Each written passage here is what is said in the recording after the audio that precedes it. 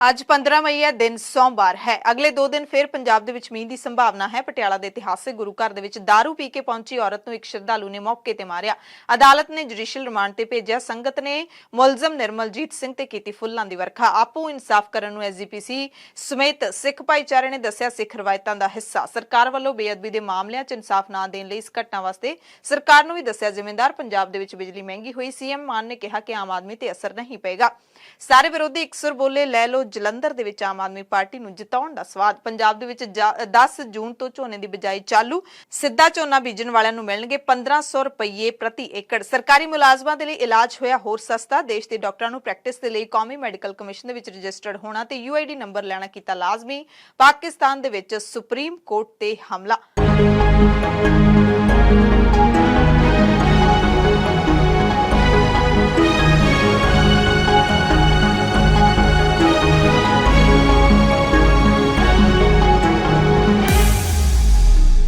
ਸਤਿ ਸ਼੍ਰੀ ਅਕਾਲ ਜੀ ਦਾ ਖਾਲਸ ਟੀਵੀ ਦੇਖਣ ਵਾਲੇ ਦੇਸ਼ ਦੁਨੀਆ ਦੇ ਸਾਡੇ ਸਾਰੇ ਦਰਸ਼ਕਾਂ ਦਾ ਬਹੁਤ-ਬਹੁਤ ਸਵਾਗਤ ਹੈ। ਐਮਰਜੈਂਸੀ ਬੁਲੇਟਿਨ ਦੇ ਨਾਲ ਮੈਂ ਹਰਸ਼ਰਨ ਕੌਰ। ਇਸ ਖਾਸ ਬੁਲੇਟਿਨ ਦੇ ਵਿੱਚ ਦੱਸਾਂਗੇ ਤੁਹਾਨੂੰ ਅਸੀਂ ਅੱਜ ਦੇ ਦਿਨ ਦੀਆਂ ਯਾਨੀ ਕਿ 15 ਮਈ ਦੀਆਂ ਸਾਰੀਆਂ ਵੱਡੀਆਂ ਤਾਜ਼ਾ ਤੇ ਅਹਿਮ ਖਬਰਾਂ। ਅੱਜ ਪੰਜਾਬ ਦੇ ਵਿੱਚ ਦੇਸੀ ਮਹੀਨਾ ਜੇਠ ਵੀ ਚੜ ਗਿਆ ਹੈ। ਪੰਜਾਬ ਦੀਆਂ ਖਬਰਾਂ ਸ਼ੁਰੂ ਕਰਨ ਤੋਂ ਪਹਿਲਾਂ ਤੁਹਾਨੂੰ ਇੱਕ ਅਹਿਮ ਜਾਣਕਾਰੀ ਵੀ ਦੇ ਦਿੰਦੇ ਹਾਂ ਕਿ ਪੰਜਾਬ ਦੇ ਵਿੱਚ ਚੋਣ ਕਮਿਸ਼ਨ ਨੇ ਹੁਣ ਚੋਣ ਜ਼ਾਬਤਾ ਖਤਮ ਕਰਨ ਦਾ ਐਲਾਨ ਕਰ ਦਿੱਤਾ। ਪਹਿਲਾਂ ਚੋਣ ਜ਼ਾਬਤਾ ਲੱਗਿਆ ਹੋਇਆ ਸੀ ਜਲੰਧਰ ਜ਼ਿਮਨੀ ਚੋਣ ਕਰਕੇ। ਪੰਜਾਬ ਦੀਆਂ ਵੱਡੀਆਂ ਖਬਰਾਂ ਦੀ ਸ਼ੁਰੂਆਤ ਕਰਦੇ ਹਾਂ। ਸਭ ਤੋਂ ਪਹਿਲਾਂ ਮੌਸਮ ਦੀ ਜਾਣਕਾਰੀ। ਪੰਜਾਬ ਦੇ ਮੌਸਮ ਨੂੰ ਲੈ ਕੇ ਨਵੀਂ ਭਵਿੱਖਬਾਣੀ ਆਈ ਹੈ। ਮੌਸਮ ਕੇਂਦਰ ਚੰਡੀਗੜ੍ਹ ਨੇ ਪੰਜਾਬ ਦੇ ਵਿੱਚ ਆਉਂਦੇ 2 ਦਿਨਾਂ ਦੇ ਵਿੱਚ ਕਿਤੇ-ਕਿਤੇ ਗਰਜ ਚਮਕ ਦੇ ਨਾਲ ਮੀਂਹ ਤੇ ਤੇਜ਼ ਹਵਾਵਾਂ ਦੀ ਪੇਸ਼ੀਨਗੋਈ ਕੀਤੀ ਹੈ। 16 ਮਈ ਨੂੰ ਫਰੀਦਕੋਟ, ਫਾਜ਼ਿਲਕਾ, ਫਿਰੋਜ਼ਪੁਰ, ਮੁਕਤਸਰ, ਮੋਗਾ ਤੇ ਬਠਿੰਡਾ, ਲੁਧਿਆਣਾ, ਬਰਨਾਲਾ, ਮਾਨਸਾ ਤੇ ਸੰਗਰੂਰ ਦੇ ਵਿੱਚ ਕਿਣਮਿਣ ਦੀ ਸੰਭਾਵਨਾ ਹੈ। ਹਾਲਾਂਕਿ ਇਸ ਦਿਨ ਬਾਕੀ ਜ਼ਿਲ੍ਹਿਆਂ ਦੇ ਵਿੱਚ ਮੌਸਮ ਸਾਫ਼ ਰਹੇਗਾ। 17 ਮਈ ਨੂੰ ਅੰਮ੍ਰਿਤਸਰ, ਤਰਨਤਾਰਨ, ਫਰੀਦਕੋਟ, ਫਾਜ਼ਿਲਕਾ, ਫਿਰੋਜ਼ਪੁਰ, ਮੁਕਤਸਰ, ਮੋਗਾ, ਬਠਿੰਡਾ ਤੇ ਮਾਨਸਾ ਦੇ ਵਿੱਚ ਗਰਜ ਚਮਕ ਦੇ ਨਾਲ ਕਣੀਆਂ ਪੈ ਸਕਦੀਆਂ। 30 ਤੋਂ 40 ਕਿਲੋਮੀਟਰ ਦੀ ਰਫ਼ਤਾਰ ਦੇ ਨਾਲ ਪ੍ਰਤੀ ਘੰਟੇ ਦੀ ਰਫ਼ਤਾਰ ਦੇ ਨਾਲ ਤੇਜ਼ ਹਵਾਵਾਂ ਵੀ ਚੱਲ ਸਕਦੀਆਂ ਨੇ, ਜਦਕਿ ਬਾਕੀ ਜ਼ਿਲ੍ਹਿਆਂ ਦੇ ਵਿੱਚ ਮੌਸਮ ਆਮ ਵਾਂਗੂ ਹੀ ਰਹੇਗਾ, ਸਾਫ਼ ਰਹੇਗਾ। 18 ਤੇ 19 ਮਈ ਨੂੰ ਵੀ ਸਾਰੇ ਪੰਜਾਬ ਦੇ ਵਿੱਚ ਮੌਸਮ ਸਾਫ਼ ਰਹਿਣ ਦੀ ਸੰਭਾਵਨਾ ਹੈ। ਹੁਣ ਪੰਜਾਬ ਦੀ ਸਭ ਤੋਂ ਵੱਡੀ ਖਬਰ ਤੁਹਾਨੂੰ ਦੱਸ ਦਿੰਦੇ ਹਾਂ, ਜਿਹੜੀ ਕਿ 14 ਮਈ ਦੀ ਰਾਤ ਨੂੰ ਮਿਲੀ। ਤੜਕੇ ਤੱਕ ਤਾਂ ਇਸ ਖਬਰ ਨੇ ਭੁਚਾਲ ਲਿਆ ਦਿੱਤਾ। ਪਟਿਆਲਾ ਦੇ ਇਤਿਹਾਸਿਕ ਗੁਰਦੁਆਰਾ ਦੁੱਖ ਨਿਵਾਰਨ ਸਾਹਿਬ ਵਿਖੇ ਨਸ਼ੇ ਦੀ ਹਾਲਤ ਦੇ ਵਿੱਚ ਸਰੋਵਰ ਦੇ ਕੰਢੇ ਬੈਠੀ ਔਰਤ ਨੂੰ ਗੋਲੀ ਮਾਰ ਕੇ ਕਤਲ ਕਰਨ ਵਾਲੇ ਮੁਲਜ਼ਮ ਸ਼ਰਧਾਲੂ ਨੂੰ ਅਦਾਲਤ ਨੇ 14 ਦਿਨਾਂ ਦੀ ਨਿਆਇਕ ਹਿਰਾਸਤ ਵਿੱਚ ਭੇਜ ਦਿੱਤਾ ਹੈ। ਦਰਅਸਲ ਮੁਲਜ਼ਮ ਨੇ ਮੌਕੇ ਤੇ ਹੀ ਆਪਣਾ ਜੁਰਮ ਕਬੂਲਦੇ ਹੋਏ ਸਰੈਂਡਰ ਕੀਤਾ ਸੀ। ਇਸ ਕਰਕੇ ਪੁਲਿਸ ਰਿਮਾਂਡ ਦੀ ਨਾ ਹੀ ਲੋੜ ਪੈਣੀ ਸੀ, ਨਾ ਹੀ ਗੁੰਜਾਇਸ਼ ਰਹਿਣੀ ਸੀ। ਪੁਲਿਸ ਨੇ ਨਿਰਮਲਜੀਤ ਸਿੰਘ ਦੇ ਖਿਲਾਫ ਦਫਾ 302 ਤੇ 307 ਤਹਿਤ ਪਰਚਾ ਵੀ ਦਰਜ ਕਰ ਲਿਆ, ਜਿਸ ਤੋਂ ਬਾਅਦ ਉਸ ਨੂੰ ਕੇਂਦਰੀ ਜੇਲ੍ਹ ਪਟਿਆਲਾ ਦੇ ਵਿੱਚ ਭੇਜ ਦਿੱਤਾ ਗਿਆ ਹੈ। ਪਟਿਆਲਾ ਦੇ ਐਸਐਸਪੀ ਵਰੁਣ ਸ਼ਰਮਾ ਦੇ ਮੁਤਾਬਿਕ ਗੁਰਦੁਆਰਾ ਸ਼੍ਰੀ ਦੁੱਖ ਨਿਵਾਰਨ ਸਾਹਿਬ ਵਿਖੇ ਨਸ਼ੇ ਦੀ ਹਾਲਤ ਵਿੱਚ ਮਿਲੀ ਔਰਤ ਨੂੰ ਸ਼ਰਾਬ ਦੀ ਲੱਤ ਲੱਗੀ ਹੋਈ ਸੀ। ਇਸ ਦਾ ਇੱਕ ਨਸ਼ਾ ਛੁਡਾਊ ਕੇਂਦਰ ਦੇ ਵਿੱਚ ਇਲਾਜ ਵੀ ਚੱਲ ਰਿਹਾ ਸੀ। ਡਿਪਰੈਸ਼ਨ ਦੀ ਵੀ ਸ਼ਿਕਾਰ ਇਸ ਨੂੰ ਪੁਲਿਸ ਨੇ ਦੱਸਿਆ। ਕਹਿੰਦੇ ਔਰਤ ਸ਼ਰਾਬ ਦਾ ਪਊਆ ਲੈ ਕੇ ਗੁਰੂ ਘਰ ਪਹੁੰਚੀ ਸੀ। ਇੱਥੇ ਸੰਗਤਾਂ ਨੇ ਜਦੋਂ ਉਸ ਨੂੰ ਸ਼ਰਾਬ ਪੀਣ ਤੋਂ ਰੋਕਿਆ, ਸੇਵਾਦਾਰ ਵੀ ਪਹੁੰਚ ਗਏ ਤਾਂ ਉਲਟਾ ਉਸਨੇ ਉਹਨਾਂ ਤੇ ਹਮਲਾ ਕਰ ਦਿੱਤਾ। ਪੁਲਿਸ ਮੁਤਾਬਿਕ ਔਰਤ ਵੱਲੋਂ ਸ਼ਰਾਬ ਪੀਣ ਤੇ ਇੱਕ ਸ਼ਰਧਾਲੂ ਨਿਰਮਲਜੀਤ ਸਿੰਘ ਸੈਣੀ ਤੈਸ਼ ਵਿੱਚ ਆ ਗਿਆ ਤੇ ਉਸਨੇ ਆਪਣੀ ਲਾਇਸੈਂਸੀ ਰਿਵਾਲਵਰ ਦੇ ਨਾਲ 5 ਗੋਲੀਆਂ ਚਲਾਈਆਂ। 4 ਇਸ ਔਰਤ ਨੂੰ ਲੱਗੀਆਂ, ਇੱਕ ਸੇਵਾਦਾਰ ਨੂੰ ਲੱਗੀ। ਜ਼ਖਮੀ ਸੇਵਾਦਾਰ ਰਜਿੰਦਰਾ ਹਸਪਤਾਲ ਦੇ ਵਿੱਚ ਜ਼ੇਰੇ ਇਲਾਜ ਹੈ। ਹਾਲਤ ਖਤਰੇ ਤੋਂ ਬਾਹਰ ਹੈ। ਔਰਤ ਦੀ ਮੌਕੇ ਤੇ ਹੀ ਮੌਤ ਹੋ ਗਈ। ਐਸਐਸਪੀ ਮੁਤਾਬਿਕ ਔਰਤ ਤੋਂ ਮਿਲੇ ਪਛਾਣ ਪੱਤਰ ਤੇ ਕਿਸੇ ਪੀਜੀ ਦਾ ਪਤਾ ਦੱਸਿਆ ਹੋਇਆ ਸੀ, ਜਿੱਥੇ ਇਹ ਲੰਘੇ 2-3 ਸਾਲਾਂ ਤੋਂ ਰਹਿ ਹੀ ਨਹੀਂ ਰਹੀ ਸੀ। ਲਾਸ਼ ਲੈਣ ਵੀ ਪਰਿਵਾਰ ਦਾ ਕੋਈ ਮੈਂਬਰ, ਕੋਈ ਨੁਮਾਇੰਦਾ ਨਹੀਂ ਪਹੁੰਚਿਆ। ਪੁਲਿਸ ਮੁਤਾਬਿਕ ਮੁਲਜ਼ਮ ਔਰਤ ਅਤੇ ਉਸਦੇ ਕਤਲ ਦੇ ਮੁਲਜ਼ਮ ਦੇ ਵਿਚਾਲੇ ਕੋਈ ਆਪਸੀ ਜਾਣ ਪਛਾਣ ਨਹੀਂ ਸੀ। ਇਹ ਇੱਕ ਧਾਰਮਿਕ ਪ੍ਰਵਿਰਤੀ ਦਾ ਇਨਸਾਨ ਆ ਜਿਹੜਾ ਸਵੇਰੇ ਸ਼ਾਮ ਗੁਰਦੁਆਰਾ ਸਾਹਿਬ 'ਚ ਆ ਕੇ ਮੱਥਾ ਟੇਕਦਾ ਹੈ। ਜਦੋਂ ਉਹਨੂੰ ਪਤਾ ਪਿਆ ਕਿ ਇਹ ਜਨਾਨੀ ਜਿਹੜੀ ਸੰਗਤਾਂ ਮੈਨੇਜਰ ਦੇ ਕਮਰੇ ਕੋਲੇ ਲੈ ਕੇ ਇਹਨੂੰ ਜਦੋਂ ਪਹੁੰਚੀਆਂ ਜਨਾਨੀ ਨੂੰ, ਤੇ ਉੱਥੇ ਉਹਨੂੰ ਵੀ ਨਿਰਮਲਜੀਤ ਸਿੰਘ ਨੂੰ ਵੀ ਪਤਾ ਪਿਆ ਕਿ ਇਹ ਸਰੋਵਰ ਸਾਹਿਬ ਦੇ ਕੋਲੇ ਬਹਿ ਕੇ ਸ਼ਰਾਬ ਦਾ ਸੇਵਨ ਕਰ ਰਹੀ ਸੀ, ਤੇ ਉਹਨੇ ਤੈਸ਼ 'ਚ ਆ ਕੇ ਉਹਦੀ ਭਾਵਨਾ ਜਿਹੜੀ ਆ ਉਹ ਤੈਸ਼ 'ਚ ਗੁੱਸੇ 'ਚ ਆ ਗਿਆ ਕਿ ਦੇਖੋ ਇੰਨੀ ਧਾਰਮਿਕ ਥਾਂ ਤੇ ਇੰਨੀ ਮਤਲਬ ਜਿੱਥੇ ਇੰਨੇ ਸੈਂਕੜੇ ਲੋਕੀ ਮੱਥਾ ਟੇਕਣ ਆਉਂਦੇ ਆ, ਉੱਥੇ ਜਨਾਨੀ ਸ਼ਰਾਬ ਪੀ ਰਹੀ ਸੀ। ਉਸ ਗੁੱਸੇ 'ਚ ਆ ਕੇ ਇਹਨੇ ਗੋਲੀਆਂ ਜੜੀਆਂ ਨੇ ਚਲਾ ਕੇ ਉਹ ਜਨਾਨੀ ਦਾ ਕਤਲ ਕੀਤਾ। ਤੇ ਇੱਕ ਹੋਰ ਜਾਣਕਾਰੀ ਸਾਹਮਣੇ ਆਈ ਹੈ ਕਿ ਜਦੋਂ ਉਕਤ ਮੁਲਜ਼ਮ ਨਿਰਮਲਜੀਤ ਸਿੰਘ ਨੂੰ ਪੇਸ਼ੀ ਦੇ ਲਈ ਅਦਾਲਤ ਲਿਜਾਇਆ ਗਿਆ, ਅਦਾਲਤ ਨੇ ਜੁਡੀਸ਼ੀਅਲ ਰਿਮਾਂਡ ਤੇ ਭੇਜ ਦਿੱਤਾ। ਉਸ ਤੋਂ ਬਾਅਦ ਜਦੋਂ ਬਾਹਰ ਲਿਆਂਦਾ ਜਾ ਰਿਹਾ ਸੀ ਤਾਂ ਬਾਹਰ ਅਦਾਲਤ ਤੋਂ ਬਾਹਰ ਗੱਡੀ ਬੈਠਣ ਦੇ ਸਮੇਂ ਦੇ ਵਿੱਚ ਨਿਰਮਲਜੀਤ ਸਿੰਘ ਤੇ ਸੰਗਤ ਨੇ ਫੁੱਲਾਂ ਦੀ ਵਰਖਾ ਕੀਤੀ ਅਤੇ ਨਾਰੇ ਵੀ ਲਾਏ।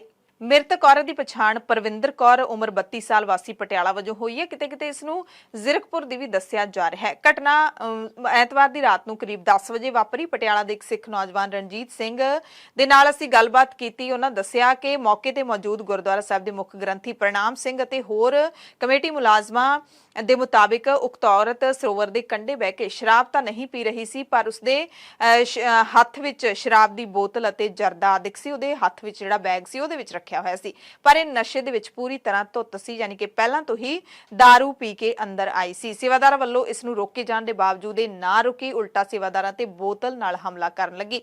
ਸੰਗਤ ਵੀ ਇਕੱਠੀ ਹੋ ਗਈ। ਇਸ ਨੂੰ ਫੜ ਕੇ ਕਮੇਟੀ ਦਫ਼ਤਰ ਲਿਜਾਇਆ ਗਿਆ, ਜਿੱਥੇ ਨਸ਼ੇ ਦੀ ਹਾਲਤ ਵਿੱਚ ਬੇਤੁਕੇ ਜਵਾਬ ਦੇਣ ਲੱਗੀ।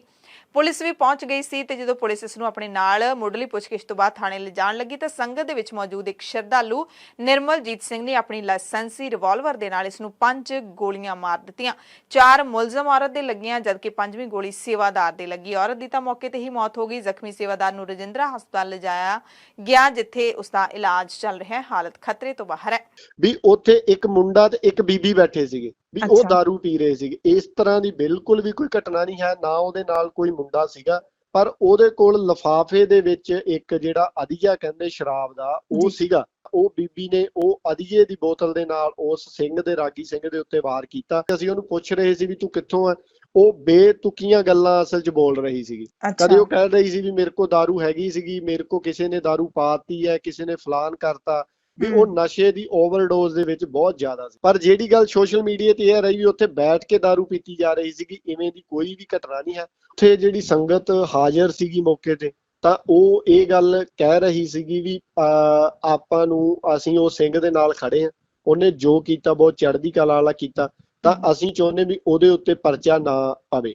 ਪਰ ਇਹ ਵੀ ਹੁਣ ਜੋ ਐਸਐਸਪੀ ਨੇ ਪ੍ਰੈਸ ਕਾਨਫਰੰਸ ਕਰਕੇ ਦੱਸਿਆ ਵੀ ਉਹਨਾਂ ਨੇ 302 ਦਾ ਜਿਹੜਾ ਪਰਚਾ ਉਹਦੇ ਤੇ ਦਰਜ ਕਰਤਾ। ਕਤਲ ਤੋਂ ਬਾਅਦ ਨਿਰਮਲਜੀਤ ਸਿੰਘ ਭੱਜਿਆ ਨਹੀਂ, ਬਲਕਿ ਆਪਣਾ ਜੁਰਮ ਕਬੂਲਦੇ ਹੋਏ ਉਸਨੇ ਆਤਮ ਸਮਰਪਣ ਕਰ ਦਿੱਤਾ। ਅਨਾਜ ਮੰਡੀ ਥਾਣੇ ਦੇ ਐਸਐਚਓ ਨੇ ਦੱਸਿਆ ਕਿ ਮੁਲਜ਼ਮ ਦੇ ਖਿਲਾਫ ਕਤਲ ਤੇ ਇਰਾਦਾ ਕਤਲ ਦਾ ਕੇਸ ਦਰਜ ਕਰ ਲਿਆ ਗਿਆ।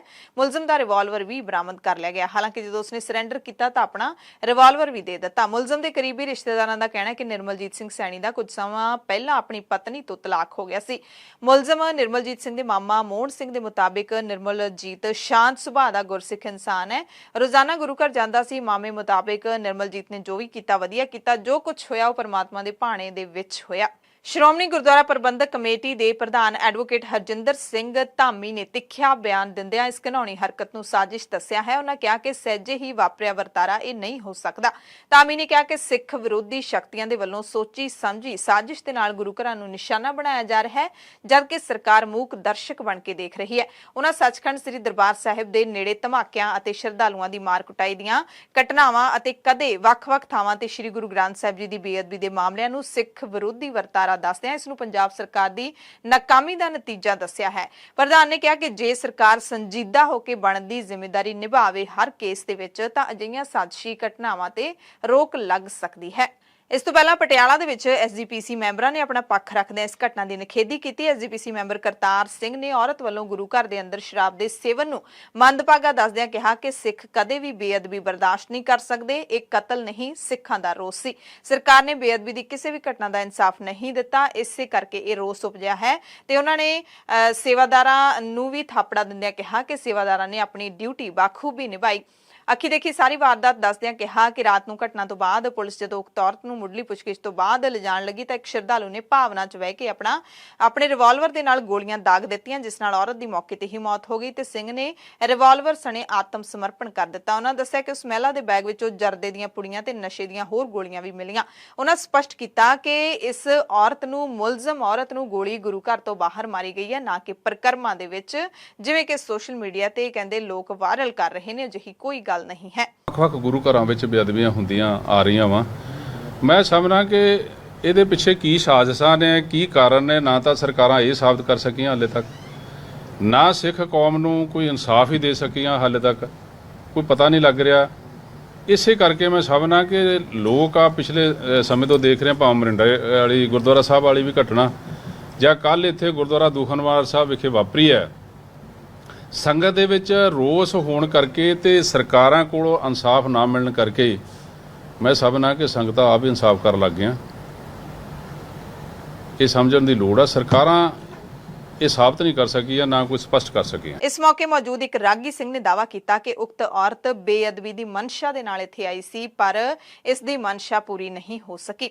ਸਾਬਕਾ ਐਸਜੀਪੀਸੀ ਪ੍ਰਧਾਨ ਬੀਬੀ ਜਗੀਰ ਕੌਰ ਨੇ ਕਿਹਾ ਕਿ ਗੁਰਦੁਆਰਾ ਸਾਹਿਬ ਵਿਖੇ ਜਾਣ ਦੀ ਮਰਿਆਦਾ ਦਾ ਸਭ ਨੂੰ ਪਤਾ ਹੋਣਾ ਚਾਹੀਦਾ, ਪਰ ਫਿਰ ਵੀ ਜੇ ਕੋਈ ਮਾੜੀ ਮਨਸ਼ਾ ਦੇ ਨਾਲ ਤੇ ਮਾੜੀ ਹਰਕਤ ਨਾਲ ਗੁਰੂ ਘਰ ਜਾਂਦਾ ਹੈ ਤਾਂ ਬਹੁਤ ਮਾੜੀ ਗੱਲ ਹੈ। ਕਹਿੰਦੇ ਹੈਰਾਨੀ ਦੀ ਗੱਲ ਹੈ ਕਿ ਔਰਤਾਂ ਵੀ ਕਿਵੇਂ ਨਸ਼ਿਆਂ ਦੇ ਵਿੱਚ ਲੱਗੀਆਂ ਹੋਈਆਂ ਨੇ।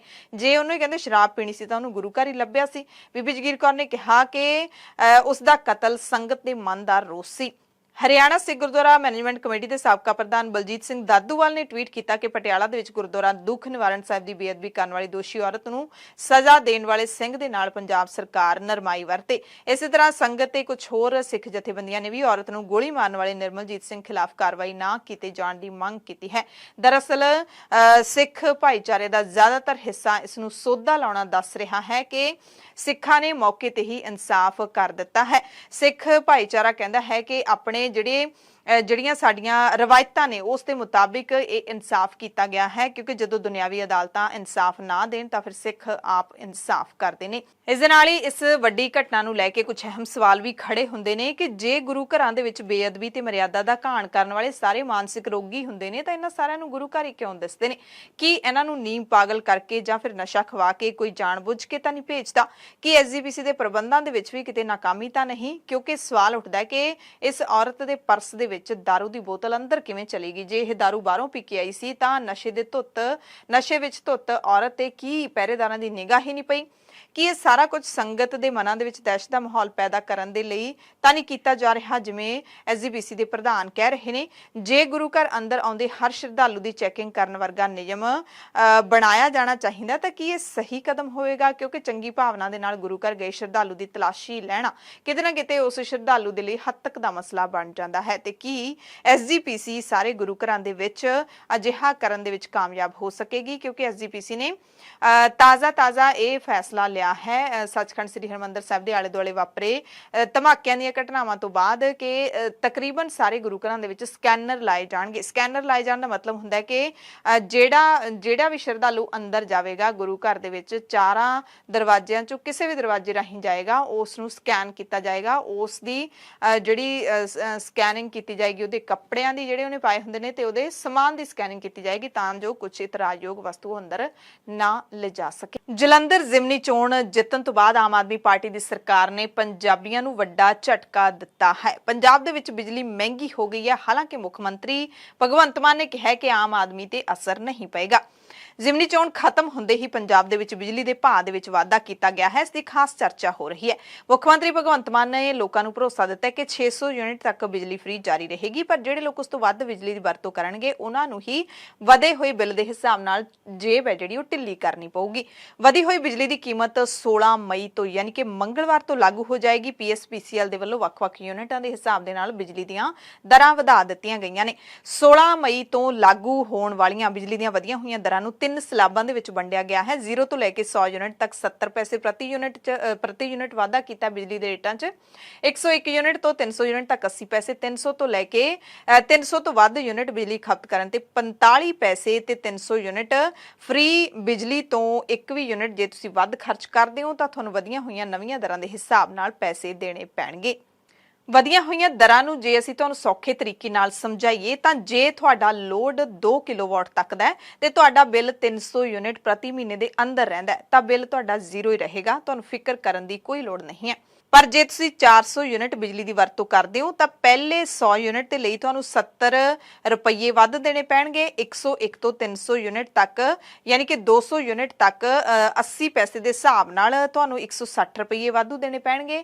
ਜੇ ਤੁਸੀਂ 300 ਤੋਂ ਲੈ ਕੇ 400 ਯੂਨਿਟ ਦੇ ਵਿਚਾਲੇ ਬਿਜਲੀ ਦੀ ਖਪਤ ਕਰਦੇ ਹੋ ਤਾਂ ਤੁਹਾਨੂੰ 100 ਯੂਨਿਟ ਦੇ ਹਿਸਾਬ ਨਾਲ 45 ਰੁਪਏ ਹੋਰ ਦੇਣੇ ਪੈਣਗੇ। ਇਹ ਸਾਰੇ ਵਧੇ ਹੋਏ ਯੂਨਿਟ ਨੂੰ ਜਮ੍ਹਾਂ ਕਰ ਲਈਏ ਤਾਂ ਕੁੱਲ 275 ਰੁਪਏ ਬਣਦੇ ਨੇ।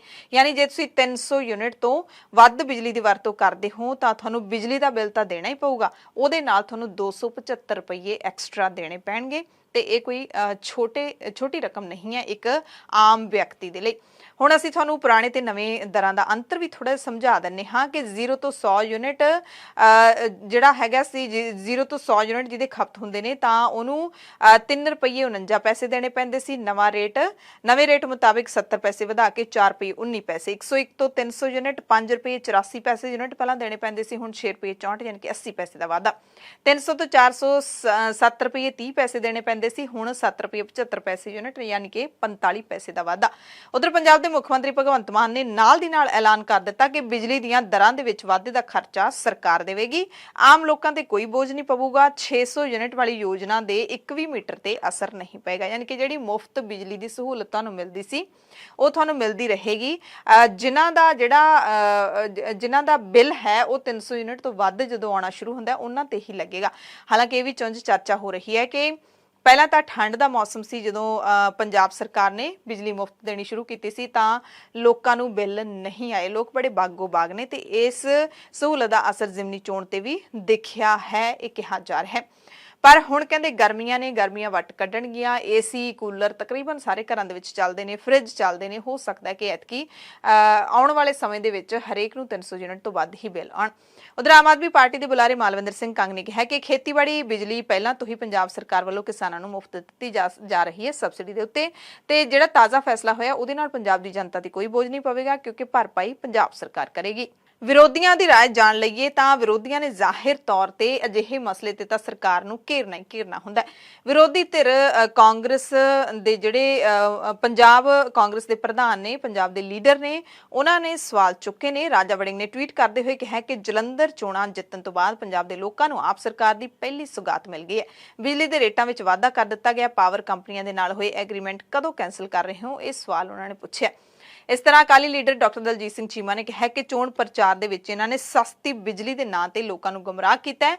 ਹਾਲੇ ਨਤੀਜੇ ਆਇਆਂ ਨੂੰ 1 ਹੀ ਦਿਨ ਹੋਇਆ, ਪੰਜਾਬ ਦੀ ਜਨਤਾ ਤੇ ਇਹਨਾਂ ਨੇ ਐਡਾ ਵੱਡਾ ਬੋਝ ਪਾ ਦਿੱਤਾ ਹੈ। ਪੰਜਾਬ ਦੀ ਜਨਤਾ ਦੇ ਨਾਲ ਵੱਡਾ ਧੋਖਾ ਕੀਤਾ ਗਿਆ। ਸਰਕਾਰ ਗੱਲ ਕਰਦੀ ਸੀ ਕਿ ਅਸੀਂ ਪੰਜਾਬ ਦੇ ਵਿੱਚ ਮਹਿੰਗਾਈ ਨਹੀਂ ਵਧਣ ਦੇਵਾਂਗੇ, ਪਰ ਇਹ ਕੀ ਹੋ ਰਿਹਾ ਹੈ। ਇਸੇ ਤਰ੍ਹਾਂ ਅਕਾਲੀ ਦਲ ਦੇ ਪ੍ਰਧਾਨ ਸੁਖਬੀਰ ਸਿੰਘ ਬਾਦਲ ਨੇ ਟਵੀਟ ਕੀਤਾ, ਕਹਿੰਦੇ ਇਨਾਮ, ਬਦਲਾ ਜਾਂ ਫਿਰ ਮੁੜ ਅਦਾਇਗੀ, ਇਹ ਤਿੰਨੇ ਸਵਾਲ ਪੁੱਛੇ ਨੇ। ਕਹਿੰਦੇ ਆਪ ਸਰਕਾਰ ਨੇ 48 ਘੰਟਿਆਂ ਦੇ ਅੰਦਰ ਪੰਜਾਬੀਆਂ ਨੂੰ ਜਲੰਧਰ ਦੀ ਚੋਣ ਜਿੱਤ ਕੇ ਬਿਜਲੀ ਦਰਾਂ 'ਚ ਵਾਧੇ ਨਾਲ ਵਾਪਸੀ ਕਰ ਦਿੱਤੀ ਹੈ। 300 ਯੂਨਿਟ ਮੁਫਤ ਬਿਜਲੀ ਸਕੀਮ ਨੂੰ ਪ੍ਰਭਾਵਸ਼ਾਲੀ ਢੰਗ ਨਾਲ ਖਤਮ ਕਰ ਦਿੱਤਾ ਗਿਆ। ਬੀਜੇਪੀ ਪੰਜਾਬ ਨੇ ਟਵੀਟ ਕੀਤਾ ਕਿ ਪੰਜਾਬ 'ਚ ਬਿਜਲੀ ਦੇ ਰੇਟ ਵਧਾ ਕੇ ਆਮ ਆਦਮੀ ਪਾਰਟੀ ਨੇ ਪੰਜਾਬ ਦੀ ਜਨਤਾ ਤੇ ਉਦਯੋਗਪਤੀਆਂ ਦੇ ਨਾਲ ਧੋਖਾ ਕੀਤਾ ਹੈ। ਇੱਕ ਹੋਰ ਟਵੀਟ ਕਰਦਿਆਂ ਬੀਜੇਪੀ ਨੇ ਕਿਹਾ ਕਿ ਪੰਜਾਬ 'ਚ ਬਿਜਲੀ 56 ਪੈਸੇ ਪ੍ਰਤੀ ਯੂਨਿਟ ਮਹਿੰਗੀ ਹੋ ਗਈ ਹੈ। ਆਮ ਆਦਮੀ ਪਾਰਟੀ ਨੇ ਜਲੰਧਰ ਲੋਕ ਸਭਾ ਜ਼ਿਮਨੀ ਚੋਣ ਜਿੱਤਣ ਤੋਂ ਬਾਅਦ ਪੰਜਾਬੀਆਂ ਨੂੰ ਇਹ ਨਵੀਂ ਸੁਗਾਤ ਦੇ ਦਿੱਤੀ ਹੈ। ਬੀਜੇਪੀ ਲੀਡਰ ਰਾਜਕੁਮਾਰ ਵੇਰਕਾ ਨੇ ਵੀ ਪੰਜਾਬ ਸਰਕਾਰ ਤੇ ਤੰਜ ਕੱਸਦੇ ਕਿਹਾ ਕਿ ਹਾਲੇ 2 ਦਿਨ ਪਹਿਲਾਂ ਤਾਂ ਜਲੰਧਰ ਦੀਆਂ ਚੋਣਾਂ ਖਤਮ ਹੋਈਆਂ ਨੇ, ਆਮ ਆਦਮੀ ਪਾਰਟੀ ਨੇ ਤਾਂ ਆਪਣਾ ਰੰਗ ਮੁੜ ਵਿਖਾਉਣਾ ਸ਼ੁਰੂ ਕਰ ਦਿੱਤਾ ਹੈ ਤੇ ਕਹਿੰਦੇ ਅਗਰ ਸਰਕਾਰ ਨੇ ਬਿਜਲੀ ਦੇ ਰੇਟ ਘੱਟ ਨਾ ਕੀਤੇ ਤਾਂ ਪੰਜਾਬ ਦੇ ਵਿੱਚ ਬੀਜੇਪੀ ਦੇ ਵੱਲੋਂ ਪ੍ਰਦਰਸ਼ਨ ਕੀਤੇ ਜਾਣਗੇ। ਸੋਮਵਾਰ ਨੂੰ ਇੱਕ ਪਾਸੇ ਜਿੱਥੇ ਪੰਜਾਬ ਸਰਕਾਰ ਨੇ ਬਿਜਲੀ ਦੇ ਰੇਟ ਵਧਾ ਕੇ ਪੰਜਾਬੀਆਂ ਨੂੰ ਝਟਕਾ ਦਿੱਤਾ, ਉੱਥੇ ਹੀ ਮੁੱਖ ਮੰਤਰੀ ਨੇ ਇੱਕ ਹੋਰ ਵੱਡਾ ਐਲਾਨ ਕੀਤਾ ਪੰਜਾਬ ਦੇ ਕਿਸਾਨਾਂ ਦੇ ਲਈ। ਸੂਬੇ ਦੇ ਵਿੱਚ ਝੋਨੇ ਦੀ ਲੁਆਈ 10 ਜੂਨ ਤੋਂ ਸ਼ੁਰੂ ਹੋ ਜਾਏਗੀ। ਇਸ ਵਾਰੀ ਸੂਬੇ ਨੂੰ 4 ਹਿੱਸਿਆਂ ਦੇ ਵਿੱਚ ਵੰਡਿਆ ਗਿਆ ਹੈ। ਮੁੱਖ ਮੰਤਰੀ ਭਗਵੰਤ ਮਾਨ ਨੇ ਝੋਨੇ ਦੀ ਵਜ੍ਹਾ ਕਰਕੇ ਜ਼ਮੀਨ ਦੇ ਹੇਠਲੇ ਪਾਣੀ ਨੂੰ ਬਚਾਉਣ ਲਈ ਅਤੇ ਬਿਜਲੀ ਦੇ ਖਪਤ ਦਾ ਪ੍ਰਬੰਧਨ ਕਰਨ ਦੇ ਲਈ 2 ਵੱਡੇ ਐਲਾਨ ਕੀਤੇ ਨੇ। ਉਹਨਾਂ ਕਿਹਾ ਕਿ 2 ਵੱਡੀਆਂ ਸਰਕਾਰ ਤੇ ਕਿਸਾਨ ਮਿਲਣੀਆਂ ਦੇ ਵਿੱਚ ਮਿਲੇ ਸੁਝਾਵਾਂ ਤੋਂ ਬਾਅਦ ਝੋਨੇ ਦੀ ਲੁਆਈ ਨੂੰ ਐਤਕੀ 4 ਹਿੱਸਿਆਂ 'ਚ ਵੰਡਿਆ ਗਿਆ ਤਾਂ ਜੋ ਝੋਨੇ ਦੀ ਲੁਆਈ ਦੇ ਲਈ 8 ਘੰਟੇ ਅਤੇ ਪਨੀਰੀ ਤਿਆਰ ਕਰਨ ਦੇ ਲਈ 4 ਘੰਟੇ ਰੋਜ਼ਾਨਾ ਬਿਜਲੀ ਦੀ ਸਪਲਾਈ ਅਸੀਂ ਕਰ ਸਕੀਏ। ਹਰ ਸਾਲ ਵਾਂਗ ਪੰਜਾਬ ਦੇ ਵਿੱਚ ਇਸ ਵਾਰ ਵੀ ਹਾਲਾਂਕਿ 10 ਜੂਨ ਤੋਂ ਹੀ ਝੋਨੇ ਦੀ ਲਵਾਈ ਸ਼ੁਰੂ ਹੋ ਜਾਏਗੀ, ਪਰ ਵੱਖ-ਵੱਖ ਸਮੇਂ ਤੇ ਹੋਏਗੀ। ਹਰ ਪੜਾਅ ਦੇ ਵਿੱਚ ਮਾਝਾ, ਮਾਲਵਾ ਤੇ ਦੁਆਬੇ ਦੇ ਜ਼ਿਲ੍ਹਿਆਂ ਨੂੰ ਸ਼ਾਮਲ ਕੀਤਾ ਗਿਆ ਹੈ। ਤਰੀਕਾਂ ਕਿਹੜੀਆਂ ਨੇ ਉਹ ਵੀ ਤੁਹਾਨੂੰ ਦੱਸਿਆ ਹੈ ਮੁੱਖ ਮੰਤਰੀ ਨੇ ਕਿ ਸਭ ਤੋਂ ਪਹਿਲਾਂ ਬਾਰਡਰ ਤੇ ਤਾਰ ਦੇ ਪਾਰਲੇ ਖੇਤਾਂ ਦੇ ਵਿੱਚ ਝੋਨੇ ਦੀ ਲਵਾਈ 10 ਜੂਨ ਤੋਂ ਸ਼ੁਰੂ ਹੋ ਜਾਏਗੀ ਤੇ ਇਹਨਾਂ ਨੂੰ ਦਿਨ ਸਮੇਂ ਬਿਜਲੀ ਦੀ ਸਪਲਾਈ ਦਿੱਤੀ ਜਾਊਗੀ। ਇਸ ਲਈ ਪੰਜਾਬ ਸਰਕਾਰ ਦੇ ਵੱਲੋਂ ਝੋਨੇ ਦੀ ਲੁਆਈ ਦੇ ਲਈ ਕਹਿੰਦੇ ਦਿਨ ਦੇ ਵਿੱਚ ਬਿਜਲੀ ਦਿੱਤੀ ਜਾਏਗੀ ਕਿਉਂਕਿ ਰਾਤ ਨੂੰ ਤਾਰ ਪਾਰਲੇ ਜਿਹੜੇ ਬਾਰਡਰ ਤੇ ਰਹਿੰਦੇ ਕਿਸਾਨ ਨੇ ਉਹਨਾਂ ਨੂੰ ਮੁਸ਼ਕਲਾਂ ਦਾ ਸਾਹਮਣਾ ਕਰਨਾ ਪੈਂਦਾ। ਦੂਜਾ ਜ਼ੋਨ ਝੋਨੇ ਦੀ ਬਿਜਾਈ ਦਾ 16 ਜੂਨ ਤੋਂ ਸ਼ੁਰੂ ਹੋਏਗਾ। ਪੰਜਾਬ ਦੇ 7 ਜ਼ਿਲ੍ਹੇ ਫਿਰੋਜ਼ਪੁਰ, ਫਰੀਦਕੋਟ, ਪਠਾਨਕੋਟ, ਸ਼੍ਰੀ ਫਤਿਹਗੜ੍ਹ ਸਾਹਿਬ, ਗੁਰਦਾਸਪੁਰ, ਸ਼ਹੀਦ ਭਗਤ ਸਿੰਘ ਨਗਰ ਅਤੇ ਤਰਨਤਾਰਨ ਦੇ ਵਿੱਚ ਝੋਨੇ ਦੀ ਲੁਆਈ ਹੈ ਜਿਹੜੀ ਉਹ 16 ਜੂਨ ਤੋਂ ਸ਼ੁਰੂ ਹੋਏਗੀ। ਇਸ ਦੌਰਾਨ ਬਿਜਲੀ ਦੀ ਸਪਲਾਈ ਦੇ ਨਾਲ-ਨਾਲ ਪੂਰਾ ਨਹਿਰੀ ਪਾਣੀ ਦਿੱਤਾ ਜਾਏਗਾ। ਤੀਜਾ ਜ਼ੋਨ 19 ਜੂਨ ਤੋਂ ਸ਼ੁਰੂ ਹੋਏਗਾ। ਉਹਦੇ ਵਿੱਚ ਰੂਪਨਗਰ, ਰੋਪੜ, ਮੋਹਾਲੀ, ਕਪੂਰਥਲਾ, ਲੁਧਿਆਣਾ, ਫਾਜ਼ਿਲਕਾ, ਬਠਿੰਡਾ ਤੇ ਅੰਮ੍ਰਿਤਸਰ ਜ਼ਿਲ੍ਹੇ ਸ਼ਾਮਲ ਕੀਤੇ ਗਏ ਨੇ। ਚੌਥਾ ਜ਼ੋਨ ਹੈ ਜਿਹੜਾ ਉਹ 21 ਜੂਨ ਤੋਂ ਸ਼ੁਰੂ ਹੋਏਗਾ। ਇਹਦੇ ਵਿੱਚ ਜ਼ਿਆਦਾਤਰ ਜਿਹੜੇ ਮਾਲਵੇ ਦੇ ਜ਼ਿਲ੍ਹੇ ਨੇ ਪਟਿਆਲਾ, ਜਲੰਧਰ, ਸ੍ਰੀ ਮੁਕਤਸਰ ਸਾਹਿਬ, ਹੁਸ਼ਿਆਰਪੁਰ ਦੁਆਬੇ ਦਾ, ਸੰਗਰੂਰ, ਮਲੇਰਕੋਟਲਾ, ਬਰਨਾਲਾ ਤੇ ਮਾਨਸਾ, ਇੱਥੇ ਜਿਹੜੀ 21 ਜੂਨ ਤੋਂ ਝੋਨੇ ਦੀ ਲੁਆਈ ਕਿਸਾਨ ਕਰ ਸਕਦੇ ਨੇ। ਸਭ ਤੋਂ ਪਹਿਲਾ ਜ਼ੋਨ ਹੈਗਾ ਜੋ ਬਾਰਡਰ ਦੇ ਨਾਲ ਤਾਰ ਹੈ, ਤਾਰ ਦੇ ਪਰਲੇ ਪਾਸੇ, ਜੋ ਤਾਰ ਦੇ ਪਰਲੇ ਪਾਸੇ, ਤਾਰ ਦੇ ਪਾਰ ਜਿਹੜੇ ਖੇਤ ਨੇ ਉਹ 10 ਜੂਨ ਤੋਂ ਝੋਨੇ ਦੀ ਬਿਜਾਈ ਕਰ ਸਕਦੇ ਨੇ। ਜਿੰਨੇ ਵੀ ਤਾਰ ਤੋਂ ਪਾਰ ਦੇ ਖੇਤ ਨੇ ਤੇ ਉਹਨਾਂ ਨੂੰ ਜਿਹੜੀ ਬਿਜਲੀ ਹੈ ਉਹ ਵੀ ਦਿਨੇ ਦਿੱਤੀ ਜਾਊਗੀ, ਕਿਉਂਕਿ ਰਾਤ ਨੂੰ ਜਿਹੜੇ ਬਾਰਡਰ ਏਰੀਆ ਹੋਣ ਕਰਕੇ ਬਹੁਤ ਸਾਰੀਆਂ ਦਿੱਕਤਾਂ ਦਾ ਸਾਹਮਣਾ ਕਰਨਾ ਪੈਂਦਾ। ਸੋ ਕਿਸਾਨਾਂ ਨੇ ਸਾਨੂੰ ਇਹ ਸੁਝਾਅ ਦਿੱਤਾ ਸੀ। ਮੁੱਖ ਮੰਤਰੀ ਪੰਜਾਬ ਨੇ ਦਾਅਵਾ ਕੀਤਾ ਕਿ ਝੋਨੇ ਦੀ ਲੁਆਈ ਵਕਤ ਕਿਸਾਨਾਂ ਨੂੰ ਬਿਨਾਂ ਕਿਸੇ ਰੁਕਾਵਟ ਤੋਂ 8 ਘੰਟੇ ਬਿਜਲੀ ਸਪਲਾਈ ਦਿੱਤੀ ਜਾਊਗੀ ਅਤੇ ਉਸ ਤੋਂ ਪਹਿਲਾਂ ਪਨੀਰੀ ਲਾਉਣ ਤੇ ਸਬਜ਼ੀਆਂ ਦੇ ਲਈ ਰੋਜ਼ਾਨਾ 4 ਘੰਟੇ ਬਿਜਲੀ ਸਪਲਾਈ ਦਿੱਤੀ ਜਾਊਗੀ। ਸਪਲਾਈ ਸਵੇਰੇ 5 ਤੋਂ ਲੈ ਕੇ 9 ਵਜੇ ਤੱਕ ਤੇ ਸ਼ਾਮ 6 ਤੋਂ ਲੈ ਕੇ 10 ਵਜੇ ਤੱਕ ਵਾਰੋ-ਵਾਰੀ ਦਿੱਤੀ ਜਾਏਗੀ। ਮੁੱਖ ਮੰਤਰੀ ਨੇ ਝੋਨੇ ਦੀ ਲੁਆਈ ਦੌਰਾਨ ਕਿਸਾਨਾਂ ਨੂੰ ਝੋਨੇ ਦੀ ਕਿਸਮ ਪੂਸਾ 144 ਤੋਂ ਗੁਰੇਜ਼ ਕਰਨ ਦੀ ਅਪੀਲ ਕੀਤੀ ਹੈ ਕਿ ਇਹ ਜਿਹੜੀ ਕਿਸਮ ਹੈ ਉਹ ਨਹੀਂ ਬੀਜਣੀ। ਇਹ ਕਿਸਮ 150 ਦਿਨਾਂ ਤੋਂ ਵੱਧ ਲੈਂਦੀ ਹੈ। ਇਹਦੇ ਨਾਲ ਪਾਣੀ ਤੇ ਬਿਜਲੀ ਦੀ ਖਪਤ ਵੀ ਵੱਧ ਹੁੰਦੀ ਹੈ। ਕਿਸਾਨਾਂ ਨੂੰ ਪੰਜਾਬ ਖੇਤੀਬਾੜੀ ਯੂਨੀਵਰਸਿਟੀ ਦੇ ਵੱਲੋਂ ਪ੍ਰਵਾਨਿਤ ਝੋਨੇ ਦੀ ਕਿਸਮ PR 126, PR 121 ਤੇ ਹੋਰ ਕਿਸਮਾਂ ਨੂੰ ਬੀਜਣ ਦੀ ਅਪੀਲ ਕੀਤੀ ਹੈ। ਮੁੱਖ ਮੰਤਰੀ ਨੇ ਕਿਹਾ ਕਿ ਇਹ ਕਿਸਮਾਂ ਦਿਨ ਵੀ ਅੱਟ ਲੈਂਦੀਆਂ ਨੇ ਤੇ ਐਲਾਨ ਕੀਤਾ ਕਿ ਜਿਹੜੇ ਕਿਸਾਨ ਬਿਨਾਂ ਕੱਦੂ ਕੀਤੇ ਝੋਨੇ ਦੀ ਸਿੱਧੀ ਲੁਆਈ ਕਰਨਗੇ ਉਹਨਾਂ ਨੂੰ 1500 ਰੁਪਏ ਪ੍ਰਤੀ ਏਕੜ ਦਿੱਤੇ ਜਾਣਗੇ। ਮੁੱਖ ਮੰਤਰੀ ਭਗਵੰਤ ਮਾਨ ਨੇ ਉਹੀ ਐਲਾਨ ਦੁਹਰਾਇਆ ਹੈ ਜਿਹੜਾ ਕਿ ਪਿਛਲੇ ਸਾਲ ਵੀ ਕੀਤਾ ਸੀ। ਜਿਹੜੇ ਬਿਨਾਂ ਕੱਦੂ ਕੀਤਿਆਂ ਸਿੱਧੀ ਬਿਜਾਈ ਕਰਨਗੇ ਉਹਨਾਂ ਨੂੰ 1500 ਰੁਪਈਆ ਪਰ ਏਕੜ ਦੇ ਹਿਸਾਬ ਨਾਲ ਜਿਹੜੀ ਹੈ ਸਨਮਾਨ ਰਾਸ਼ੀ ਕਹਿ ਲਓ, ਕਿਉਂਕਿ ਪਾਣੀ ਬਚਾਉਣਾ ਹੈ ਤਾਂ ਸਨਮਾਨ ਹੀ ਕਰਨਾ ਬਣਦਾ। ਜਿਹਨੇ ਪਾਣੀ ਦਾ ਇੱਕ ਤੁਪਕਾ ਵੀ ਬਚਾਇਆ ਜਾਂ ਸਬਸਿਡੀ ਕਹਿ ਲਓ, ਜੋ ਵੀ ਇਹਨੂੰ ਨਾਮ ਦਿਓਗੇ, ਤਾਂ ਜਿਹੜੇ DSR ਰਾਹੀਂ ਬਿਜਾਈ ਕਰਨਗੇ, ਸਿੱਧੀ ਬਿਜਾਈ ਕਰਨਗੇ ਪਾਣੀ ਕੱਦੂ ਤੋਂ ਬਿਨਾਂ, ਤਾਂ ਉਹਨਾਂ ਨੂੰ 1500 ਰੁਪਇਆ ਪਰ ਏਕੜ ਦੇ ਹਿਸਾਬ ਨਾਲ ਉਹਨਾਂ ਨੂੰ ਪੈਸੇ ਦਿੱਤੇ ਜਾਣਗੇ। ਪਿਛਲੇ ਸਾਲ ਵੀ ਪੰਜਾਬ ਦੇ ਮੁੱਖ ਮੰਤਰੀ ਭਗਵੰਤ ਮਾਨ ਨੇ ਸਰਕਾਰ ਬਣਨ ਤੋਂ ਬਾਅਦ ਝੋਨੇ ਦੀ ਲਵਾਈ ਦੇ 4 ਪੜਾਅ ਮਿੱਥੇ ਸਨ। ਉਸ ਵੇਲੇ ਕਿਸਾਨਾਂ ਨੇ ਵਿਰੋਧ ਕੀਤਾ ਸੀ। 2022 ਦੇ ਵਿੱਚ ਸਰਕਾਰ ਨੇ 18 ਜੂਨ ਤੋਂ ਝੋਨੇ ਦੀ ਲਵਾਈ ਦਾ ਐਲਾਨ ਕੀਤਾ ਸੀ, ਪਰ ਕਿਸਾਨਾਂ ਨੇ ਇਸ ਦਾ ਵਿਰੋਧ ਕੀਤਾ ਸੀ ਤੇ ਫਿਰ ਤਰੀਕਾਂ ਵਿੱਚ ਬਦਲਾਅ ਕਰਕੇ ਆਪ ਸਰਕਾਰ ਨੇ 14 ਤੇ 17 ਜੂਨ ਝੋਨੇ ਦੀ ਲਵਾਈ ਦੇ ਲਈ 2 ਤਰੀਕਾਂ ਮਿੱਥ ਦਿੱਤੀਆਂ ਸਨ। ਪੰਜਾਬ ਕੈਬਨਿਟ ਦੀ ਮੀਟਿੰਗ ਦੀ ਵੀ ਪੰਜਾਬ ਸਰਕਾਰ ਨੇ ਜਾਣਕਾਰੀ ਦਿੱਤੀ ਹੈ। 17 ਮਈ ਨੂੰ ਸਵੇਰੇ 10:30 ਵਜੇ ਐਤਕੀ ਜਲੰਧਰ ਦੇ ਵਿੱਚ ਕੈਬਨਿਟ ਦੀ ਮੀਟਿੰਗ ਹੋਵੇਗੀ। ਮੁੱਖ ਮੰਤਰੀ ਭਗਵੰਤ ਮਾਨ ਨੇ ਹੀ ਇਸ ਦੀ ਜਾਣਕਾਰੀ ਦਿੰਦਿਆਂ ਦੱਸਿਆ ਕਿ ਜਲੰਧਰ ਸਮੇਤ ਪੰਜਾਬ ਦੇ ਕਈ ਵਿਕਾਸ ਕਾਰਜਾਂ ਨੂੰ ਮਨਜ਼ੂਰੀ ਸਮੇਤ ਪੁਰਾਣੇ ਲਟਕਦੇ ਮਸਲਿਆਂ ਨੂੰ ਹੱਲ ਕਰਨ ਤੇ ਵਿਚਾਰ ਹੋਵੇਗਾ। ਤੁਰੰਤ ਫੈਸਲੇ ਹੋਣਗੇ। ਸੋਮਵਾਰ ਨੂੰ ਪੰਜਾਬ ਦੇ ਜਗਰਾਉਂ ਦੇ ਵਿੱਚ ਇੱਕ ਵੱਡਾ ਸੜਕ ਹਾਦਸਾ ਵਾਪਰਿਆ ਹੈ। ਲੁਧਿਆਣਾ ਫਿਰੋਜ਼ਪੁਰ ਹਾਈਵੇ ਤੇ ਇੱਕ ਸਕੂਲ ਬੱਸ ਅਤੇ ਦੂਸਰੀ ਬੱਸ ਦੇ ਵਿਚਾਲੇ ਜ਼ਬਰਦਸਤ ਟੱਕਰ ਹੋ ਗਈ। ਇਥੋਂ ਦੇ sacred heart convent school Jagraon ਦਾ, ਇਸ ਦੀ ਵੈਨ ਇੱਥੇ ਲੁਧਿਆਣਾ ਫਿਰੋਜ਼ਪੁਰ ਮੁੱਖ ਮਾਰਗ ਤੇ ਪੰਜਾਬ ਰੋਡਵੇਜ਼ ਜਗਰਾਉਂ ਡਿਪੂ ਦੀ ਬੱਸ ਨਾਲ ਟਕਰਾ ਗਈ।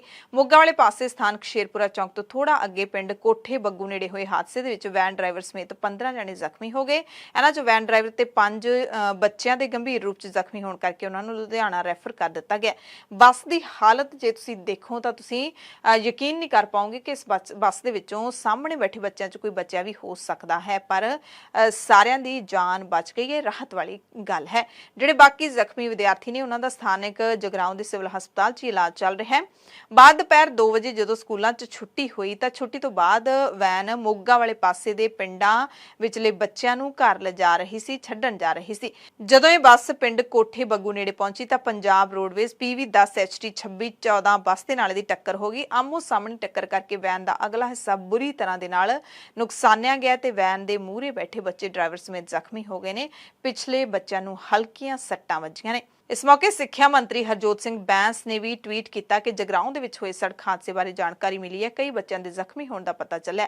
ਮੈਂ ਪੁਲਿਸ ਪ੍ਰਸ਼ਾਸਨ ਦੇ ਸੰਪਰਕ ਦੇ ਵਿੱਚ ਹਾਂ। ਪ੍ਰਮਾਤਮਾ ਮੂਹਰੇ ਸਾਰੇ ਬੱਚਿਆਂ ਦੀ ਸਿਹਤਯਾਬੀ ਦੀ ਅਰਦਾਸ ਕਰਦਾ। ਆਮ ਆਦਮੀ ਪਾਰਟੀ ਦੇ ਰਾਜ ਸਭਾ ਮੈਂਬਰ ਰਾਘਵ ਚੱਡਾ ਅਤੇ ਬਾਲੀਵੁੱਡ ਅਦਾਕਾਰਾ ਪਰਿਣੀਤੀ ਚੋਪੜਾ ਦੀ ਸਗਾਈ ਦੇ ਮੌਕੇ ਜਿੱਥੇ ਸ਼੍ਰੀ ਅਕਾਲ ਤਖਤ ਸਾਹਿਬ ਦੇ ਜਥੇਦਾਰ ਸਵਾਲਾਂ ਦੇ ਘੇਰੇ ਦੇ ਵਿੱਚ ਹਨ, ਉੱਥੇ ਹੀ ਰਾਘਵ ਚੱਡਾ ਦੀ ਮੰਗਣੀ ਸਮਾਗਮ ਤੇ ਹੁਣ ਹੋਰ ਸਵਾਲ ਉੱਠੇ ਨੇ।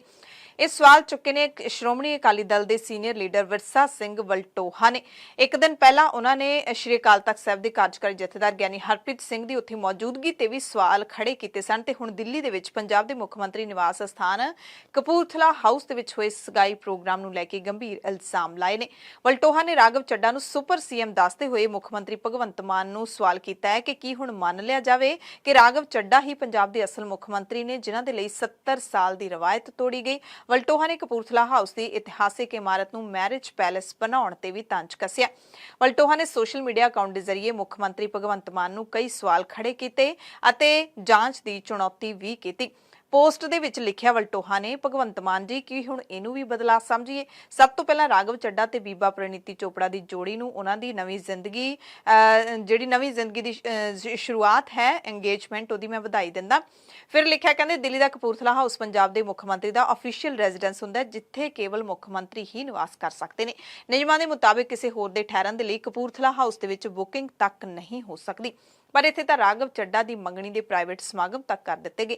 ਕੀ ਹੁਣ ਪੱਕਾ ਮੰਨ ਲਿਆ ਜਾਵੇ ਕਿ ਰਾਘਵ ਚੱਡਾ ਪੰਜਾਬ ਦੇ ਸੁਪਰ ਮੁੱਖ ਮੰਤਰੀ ਨੇ? 70 ਸਾਲਾਂ ਦੇ ਅੰਦਰ ਕਪੂਰਥਲਾ ਹਾਊਸ ਦੀ ਕਦੇ ਪ੍ਰਾਈਵੇਟ ਬੁਕਿੰਗ ਨਹੀਂ ਹੋਈ, ਫਿਰ ਨਿਯਮਾਂ ਦੀ ਉਲੰਘਣਾ ਕਰਕੇ ਬੁਕਿੰਗ ਕਿਉਂ ਕੀਤੀ ਗਈ? ਕੀ ਨਿਯਮਾਂ ਦੀ ਉਲੰਘਣਾ ਕਰਨ ਵਾਲਿਆਂ ਤੇ ਬਣਦੀ ਕਾਰਵਾਈ ਹੋਵੇਗੀ? ਜੇ ਬੁਕਿੰਗ ਵੀ ਨਹੀਂ ਹੋਈ ਤਾਂ ਉੱਥੇ ਪ੍ਰਾਈਵੇਟ ਸਮਾਗਮ ਤੱਕ ਕਰ ਦਿੱਤਾ ਗਿਆ, ਕੀ ਇਸ ਸੰਬੰਧੀ ਸੰਬੰਧਿਤਾਂ ਦੇ ਉੱਤੇ ਤੁਸੀਂ ਐਕਸ਼ਨ ਲਵੋਗੇ? ਕਹਿੰਦੇ ਮੈਨੂੰ ਤਾਂ ਇਹ ਵੀ ਖਤਰਾ ਹੈ ਕਿ ਪੰਜਾਬ ਵਿਧਾਨ ਸਭਾ ਦੇ ਵਿੱਚ ਆਮ ਆਦਮੀ ਪਾਰਟੀ ਨਾਲ ਸੰਬੰਧਿਤ ਕਈ ਮੰਤਰੀ ਅਤੇ ਐਮਐਲਏ ਹਾਲੇ ਵੀ ਕੁਆਰੇ ਨੇ ਤੇ ਆਉਣ ਵਾਲੇ ਸਮੇਂ ਦੇ ਵਿੱਚ ਪੰਜਾਬ ਦੀ ਇਤਿਹਾਸਿਕ ਵਿਰਾਸਤ ਕਪੂਰਥਲਾ ਹਾਊਸ ਨੂੰ ਕਿਤੇ ਮੈਰਿਜ ਪੈਲੇਸ ਹੀ ਨਾ ਬਣਾ ਦਿੱਤਾ ਜਾਵੇ। ਜਾਣਕਾਰੀ ਦੀ ਉਡੀਕ ਵਿੱਚ ਵਿਰਸਾ ਸਿੰਘ ਵਲਟੋਹਾ ਤੇ ਵਲਟੋਹਾ ਦੀ ਉਡੀਕ ਨੂੰ ਆਮ ਆਦਮੀ ਪਾਰਟੀ ਨੇ ਤੁਰੰਤ ਖਤਮ ਵੀ ਕਰ ਦਿੱਤਾ। ਪੰਜਾਬ ਦੇ ਵਿੱਚ ਆਮ ਆਦਮੀ ਪਾਰਟੀ ਦੇ ਮੁੱਖ ਬੁਲਾਰੇ ਮਾਲਵਿੰਦਰ ਸਿੰਘ ਕੰਗ ਨੇ ਕਿਹਾ ਕਿ ਅਕਾਲੀ ਦਲ ਦੇ ਕੋਲੇ ਤਾਂ ਹੁਣ ਕੋਈ ਮੁੱਦਾ ਬਚਿਆ ਹੀ ਨਹੀਂ, ਹੁਣ ਇਹ ਨਿੱਜੀ ਸਮਾਗਮਾਂ ਤੇ ਵੀ ਸਵਾਲ ਚੁੱਕਣ ਲੱਗੇ ਨੇ। ਕਹਿੰਦੇ ਸਮਾਗਮ ਮੁੱਖ ਮੰਤਰੀ ਦੇ ਵੱਲੋਂ ਕਰਵਾਇਆ ਗਿਆ ਸੀ, ਇਸ ਤੋਂ ਪਹਿਲਾਂ ਵੀ ਮੁੱਖ ਮੰਤਰੀ ਇੱਥੇ ਅਜਿਹੇ ਸਮਾਗਮ ਕਰਦੇ ਆ ਰਹੇ ਨੇ। ਕੰਗ ਨੇ ਕਿਹਾ ਕਿ ਅਕਾਲੀ ਦਲ ਪਹਿਲਾਂ ਵੀ ਨਿੱਜੀ ਹਮਲੇ ਕਰਦਾ ਰਿਹਾ ਤੇ ਹੁਣ ਵੀ ਉਹੀ ਕਰ ਰਿਹਾ ਹੈ। ਦਰਅਸਲ ਕਪੂਰਥਲਾ ਹਾਊਸ ਦੇ ਨਾਲ ਵਿਵਾਦਾਂ ਦਾ ਰਿਸ਼ਤਾ ਸ਼ੁਰੂ ਤੋਂ ਹੀ ਰਿਹਾ ਹੈ। ਕਪੂਰਥਲਾ ਹਾਊਸ ਦੀ ਜਾਇਦਾਦ ਦੇ ਹੱਕ ਨੂੰ ਲੈ ਕੇ ਕਈ ਕੇਸ ਵੀ ਹੋ ਚੁੱਕੇ ਨੇ। ਭਾਰਤ ਸਰਕਾਰ ਦੇ ਵੱਲੋਂ ਸਾਬਕਾ ਮਹਾਰਾਜਾ ਦੀ ਇਸ ਆਲੀਸ਼ਾਨ ਜਾਇਦਾਦ ਦੇ ਅਧਿਕਾਰ ਨੂੰ ਲੈ ਕੇ ਦਿੱਲੀ ਹਾਈ ਕੋਰਟ ਦੇ ਵਿੱਚ ਪਟੀਸ਼ਨ ਵੀ ਪਾਈ ਸੀ, ਜਿਸ ਨੂੰ 31 ਜੁਲਾਈ 2019 ਨੂੰ ਖਾਰਜ ਕਰ ਦਿੱਤਾ ਗਿਆ ਸੀ। ਫੈਸਲੇ ਦੌਰਾਨ ਅਦਾਲਤ ਨੇ ਕਿਹਾ ਸੀ ਕਿ ਮਾਨ ਸਿੰਘ ਰੋਡ ਨੰਬਰ 3 ਦੀ ਜਾਇਦਾਦ ਨੂੰ ਵੇਚਿਆ ਨਹੀਂ ਜਾ ਸਕਦਾ ਕਿਉਂਕਿ ਤਤਕਾਲੀ ਮਹਾਰਾਜਾ ਨੇ ਇਸ ਜਾਇਦਾਦ ਨੂੰ ਵੇਚਣ ਦਾ ਅਧਿਕਾਰ ਗਵਾ ਦਿੱਤਾ ਸੀ। ਕਪੂਰਥਲਾ ਹਾਊਸ ਨੂੰ 4 ਦਸੰਬਰ 1950 ਨੂੰ ਭਾਰਤ ਸਰਕਾਰ ਦੇ ਜ਼ਰੀਏ ਰਾਧੇ ਸ਼ਾਮ ਸੈਕਸਰੀਆ ਤੋਂ ਕਬਜ਼ਾ ਲਿਆ ਸੀ, ਜਿਨ੍ਹਾਂ ਨੇ ਕਪੂਰਥਲਾ ਰਿਆਸਤ ਦੇ ਸਾਬਕਾ ਮਹਾਰਾਜਾ ਪਰਮਜੀਤ ਸਿੰਘ ਤੋਂ 10 ਜਨਵਰੀ 1950 ਨੂੰ 1,50,000 ਦੇ ਵਿੱਚ ਰਜਿਸਟਰਡ ਸੇਲ ਡੀਡ ਦੇ ਜ਼ਰੀਏ ਇਹਨੂੰ ਖਰੀਦਿਆ ਸੀ। ਵਿਵਾਦ ਦੀ ਸ਼ੁਰੂਆਤ ਉਦੋਂ ਹੋਈ ਜਦੋਂ ਰਾਧੇ ਸ਼ਾਮ ਸੈਕਸਰੀਆ ਨੇ 1960 ਦੇ ਵਿੱਚ ਜ਼ਿਲ੍ਹਾ ਅਦਾਲਤ ਦਿੱਲੀ ਦੇ ਵਿੱਚ ਆਪਣੀ ਜਾਇਦਾਦ ਦੇ ਹੱਕ ਲਈ ਕੇਸ ਦਾਇਰ ਕੀਤਾ ਸੀ, ਜੋ ਕਿ 1967 ਨੂੰ ਦਿੱਲੀ ਹਾਈ ਕੋਰਟ ਨੂੰ ਭੇਜ ਦਿੱਤਾ ਗਿਆ ਸੀ।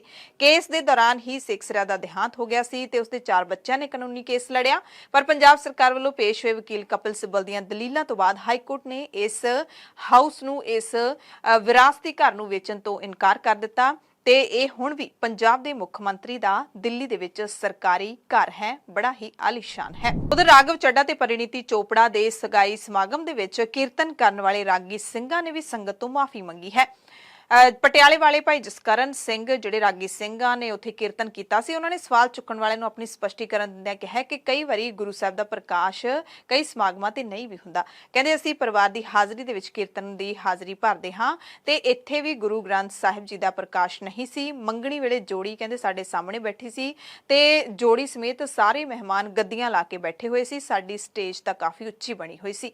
ਉੱਥੇ ਕਹਿੰਦੇ ਜਥੇਦਾਰ ਗਿਆਨੀ ਹਰਪ੍ਰੀਤ ਸਿੰਘ ਵੀ ਮੌਜੂਦ ਸਨ, ਇਸ ਕਰਕੇ ਅਸੀਂ ਕਿਸੇ ਨੂੰ ਟੋਕਿਆ ਨਹੀਂ। ਸਾਡਾ ਧਿਆਨ ਕਹਿੰਦੇ ਕੀਰਤਨ ਵਿੱਚ ਸੀ। ਉੱਥੇ ਮੌਜੂਦ ਜਥੇਦਾਰ ਦੇ ਸਤਿਕਾਰ ਵਜੋਂ ਅਸੀਂ ਜੋੜੀ ਨੂੰ ਗੱਦੀ ਤੇ ਬੈਠਣ ਤੋਂ ਨਹੀਂ ਟੋਕਿਆ। ਅਸੀਂ ਸੰਗਤ ਤੋਂ ਮਾਫੀ ਮੰਗਦੇ ਹਾਂ, ਅੱਗੇ ਤੋਂ ਖਿਆਲ ਰੱਖਾਂਗੇ। ਜੇ ਇਹੋ ਜੀ ਮਰਿਆਦਾ ਦੀ ਉਲੰਘਣਾ ਕਿਤੇ ਹੁੰਦੀ ਹੋਈ, ਚਾਹੇ ਜਥੇਦਾਰ ਵੀ ਮੌਜੂਦ ਹੋਣ, ਤਾਂ ਵੀ ਅਸੀਂ ਬੋਲਾਂਗੇ। ਪੰਜਾਬ ਸਰਕਾਰ ਨੇ ਸਰਕਾਰੀ ਮੁਲਾਜ਼ਮਾਂ ਦੇ ਇਲਾਜ ਦੇ ਲਈ ਵੱਡਾ ਫੈਸਲਾ ਲਿਆ ਹੈ। ਵੱਖ-ਵੱਖ ਬਿਮਾਰੀਆਂ ਦੇ ਲਈ ਮੈਡੀਕਲ ਬਿੱਲਾਂ ਦੇ ਰੇਟ 'ਚ ਵਾਧਾ ਕੀਤਾ ਗਿਆ ਹੈ। ਗੋਡਾ ਬਦਲਾਉਣ ਦੇ ਲਈ ਪਹਿਲਾਂ 1 ਲੱਖ ਰੁਪਏ ਪ੍ਰਤੀ ਗੋਡਾ ਦਿੱਤੇ ਜਾਂਦੇ ਸਨ ਤੇ ਹੁਣ ਇਸ ਨੂੰ ਵਧਾ ਕੇ 1.5 ਲੱਖ ਕਰ ਦਿੱਤਾ ਗਿਆ। ਇਸੇ ਤਰ੍ਹਾਂ normal cement hip joint HR ਦੇ ਲਈ 40,000 ਤੇ ਇੰਪਲਾਂਟ ਦੇ 5,000 ਫॉर ਬੋਨ ਸੀਮੈਂਟ ਲਈ ਦਿੱਤੇ ਜਾਂਦੇ ਸੀ ਤੇ ਹੁਣੇ ਵਧਾ ਕੇ 90,000 ਕਰ ਦਿੱਤੇ ਗਏ ਨੇ।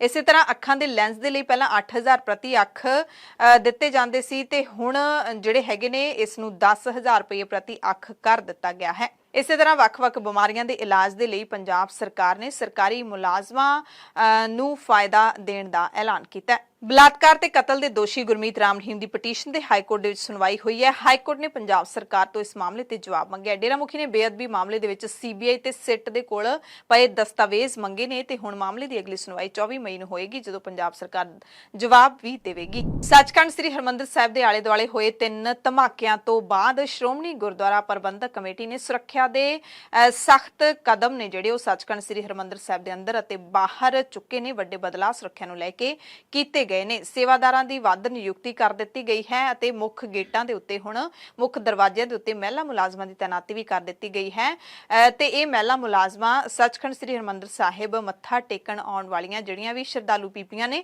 ਉਹਨਾਂ ਦੇ ਸਮਾਨ ਦੀ ਚੈਕਿੰਗ ਕਰਨਗੀਆਂ। ਇਸ ਦੇ ਨਾਲ ਹੀ ਸੱਚਖੰਡ ਸ੍ਰੀ ਹਰਿਮੰਦਰ ਸਾਹਿਬ ਪਰਿਸਰ ਦੇ ਅੰਦਰ ਵੱਡੀਆਂ LED ਸਕਰੀਨਾਂ ਲਾ ਦਿੱਤੀਆਂ ਗਈਆਂ ਨੇ। ਸ੍ਰੀ ਦਰਬਾਰ ਸਾਹਿਬ ਦੀ ਮਰਿਆਦਾ ਦੇ ਨਾਲ ਜੁੜੀ ਜਾਣਕਾਰੀ ਹੈ ਜਿਹੜੀ ਇੱਥੇ ਪੰਜਾਬੀ, ਹਿੰਦੀ ਅਤੇ ਅੰਗਰੇਜ਼ੀ ਤਿੰਨੋਂ ਭਾਸ਼ਾਵਾਂ ਦੇ ਵਿੱਚ ਦਿਖਾਈ ਜਾ ਰਹੀ ਹੈ, ਡਿਸਪਲੇ ਕੀਤੀ ਜਾ ਰਹੀ ਹੈ। ਇਸ ਦੇ ਨਾਲ ਹੀ ਐਸਜੀਪੀਸੀ ਦੇ ਜਨਰਲ ਸਕੱਤਰ ਗੁਰਚਰਨ ਸਿੰਘ ਗਰੇਵਾਲ ਨੇ ਦੱਸਿਆ ਕਿ ਦਰਬਾਰ ਸਾਹਿਬ ਦੇ ਅੰਦਰ ਦਾਖਲ ਹੋਣ ਵਾਲੇ ਸਾਰੇ ਰਾਹਾਂ ਦੇ ਵਿੱਚ ਸਕੈਨਰ ਲਾਉਣ ਦੀ ਵੀ ਪੂਰੀ ਤਿਆਰੀ ਹੈ ਜਿਹੜੀ ਉਹ ਕੀਤੀ ਜਾ ਰਹੀ ਹੈ। ਸੀਸੀਟੀਵੀ ਕੈਮਰੇ ਨੇ ਜਿਹੜੇ ਉਹ ਵੀ ਵਧਾਏ ਜਾਣਗੇ। ਪਿਛਲੇ ਦਿਨੀ ਜੋ ਸ਼੍ਰੀ ਗੁਰੂ ਰਾਮਦਾਸ ਸਰਾਂ ਦੇ ਪਿਛਲੇ ਪਾਸੇ ਧਮਾਕਾ ਹੋਇਆ ਸੀ ਤਾਂ ਲਗਾਤਾਰ ਹੋਏ 3 ਧਮਾਕਿਆਂ ਤੋਂ ਬਾਅਦ ਐਸਜੀਪੀਸੀ ਪ੍ਰਧਾਨ ਐਡਵੋਕੇਟ ਹਰਜਿੰਦਰ ਸਿੰਘ ਧਾਮੀ ਨੇ ਹੰਗਾਮੀ ਮੀਟਿੰਗ ਸੱਦੀ ਸੀ ਤੇ ਉਸ ਮੀਟਿੰਗ ਦੇ ਵਿੱਚ ਸੁਰੱਖਿਆ ਵਧਾਉਣ ਦਾ ਫੈਸਲਾ ਲਿਆ ਗਿਆ ਸੀ। ਸੰਗਰੂਰ ਦੀ ਅਦਾਲਤ ਨੇ ਕਾਂਗਰਸ ਦੇ ਕੌਮੀ ਪ੍ਰਧਾਨ ਮਲਿਕਾਰਜੁਨ ਖੜਗੇ ਨੂੰ ਮਾਨਹਾਨੀ ਦੇ ਇੱਕ ਮਾਮਲੇ ਦੇ ਵਿੱਚ ਸੰਮਨ ਜਾਰੀ ਕੀਤਾ ਹੈ। ਖੜਗੇ ਨੂੰ ਇਹ ਸੰਮਨ ਸੰਗਰੂਰ ਦੇ ਰਹਿਣ ਵਾਲੇ ਅਤੇ ਹਿੰਦੂ ਸੁਰੱਖਿਆ ਪ੍ਰੀਸ਼ਦ ਬਜਰੰਗ ਦਲ ਹਿੰਦ ਦੇ ਸੰਸਥਾਪਕ ਹਿਤੇਸ਼ ਭਾਰਦਵਾਜ ਦੇ ਵੱਲੋਂ ਦਾਇਰ ਪਟੀਸ਼ਨ ਤੇ ਜਾਰੀ ਕੀਤੇ ਗਏ ਨੇ।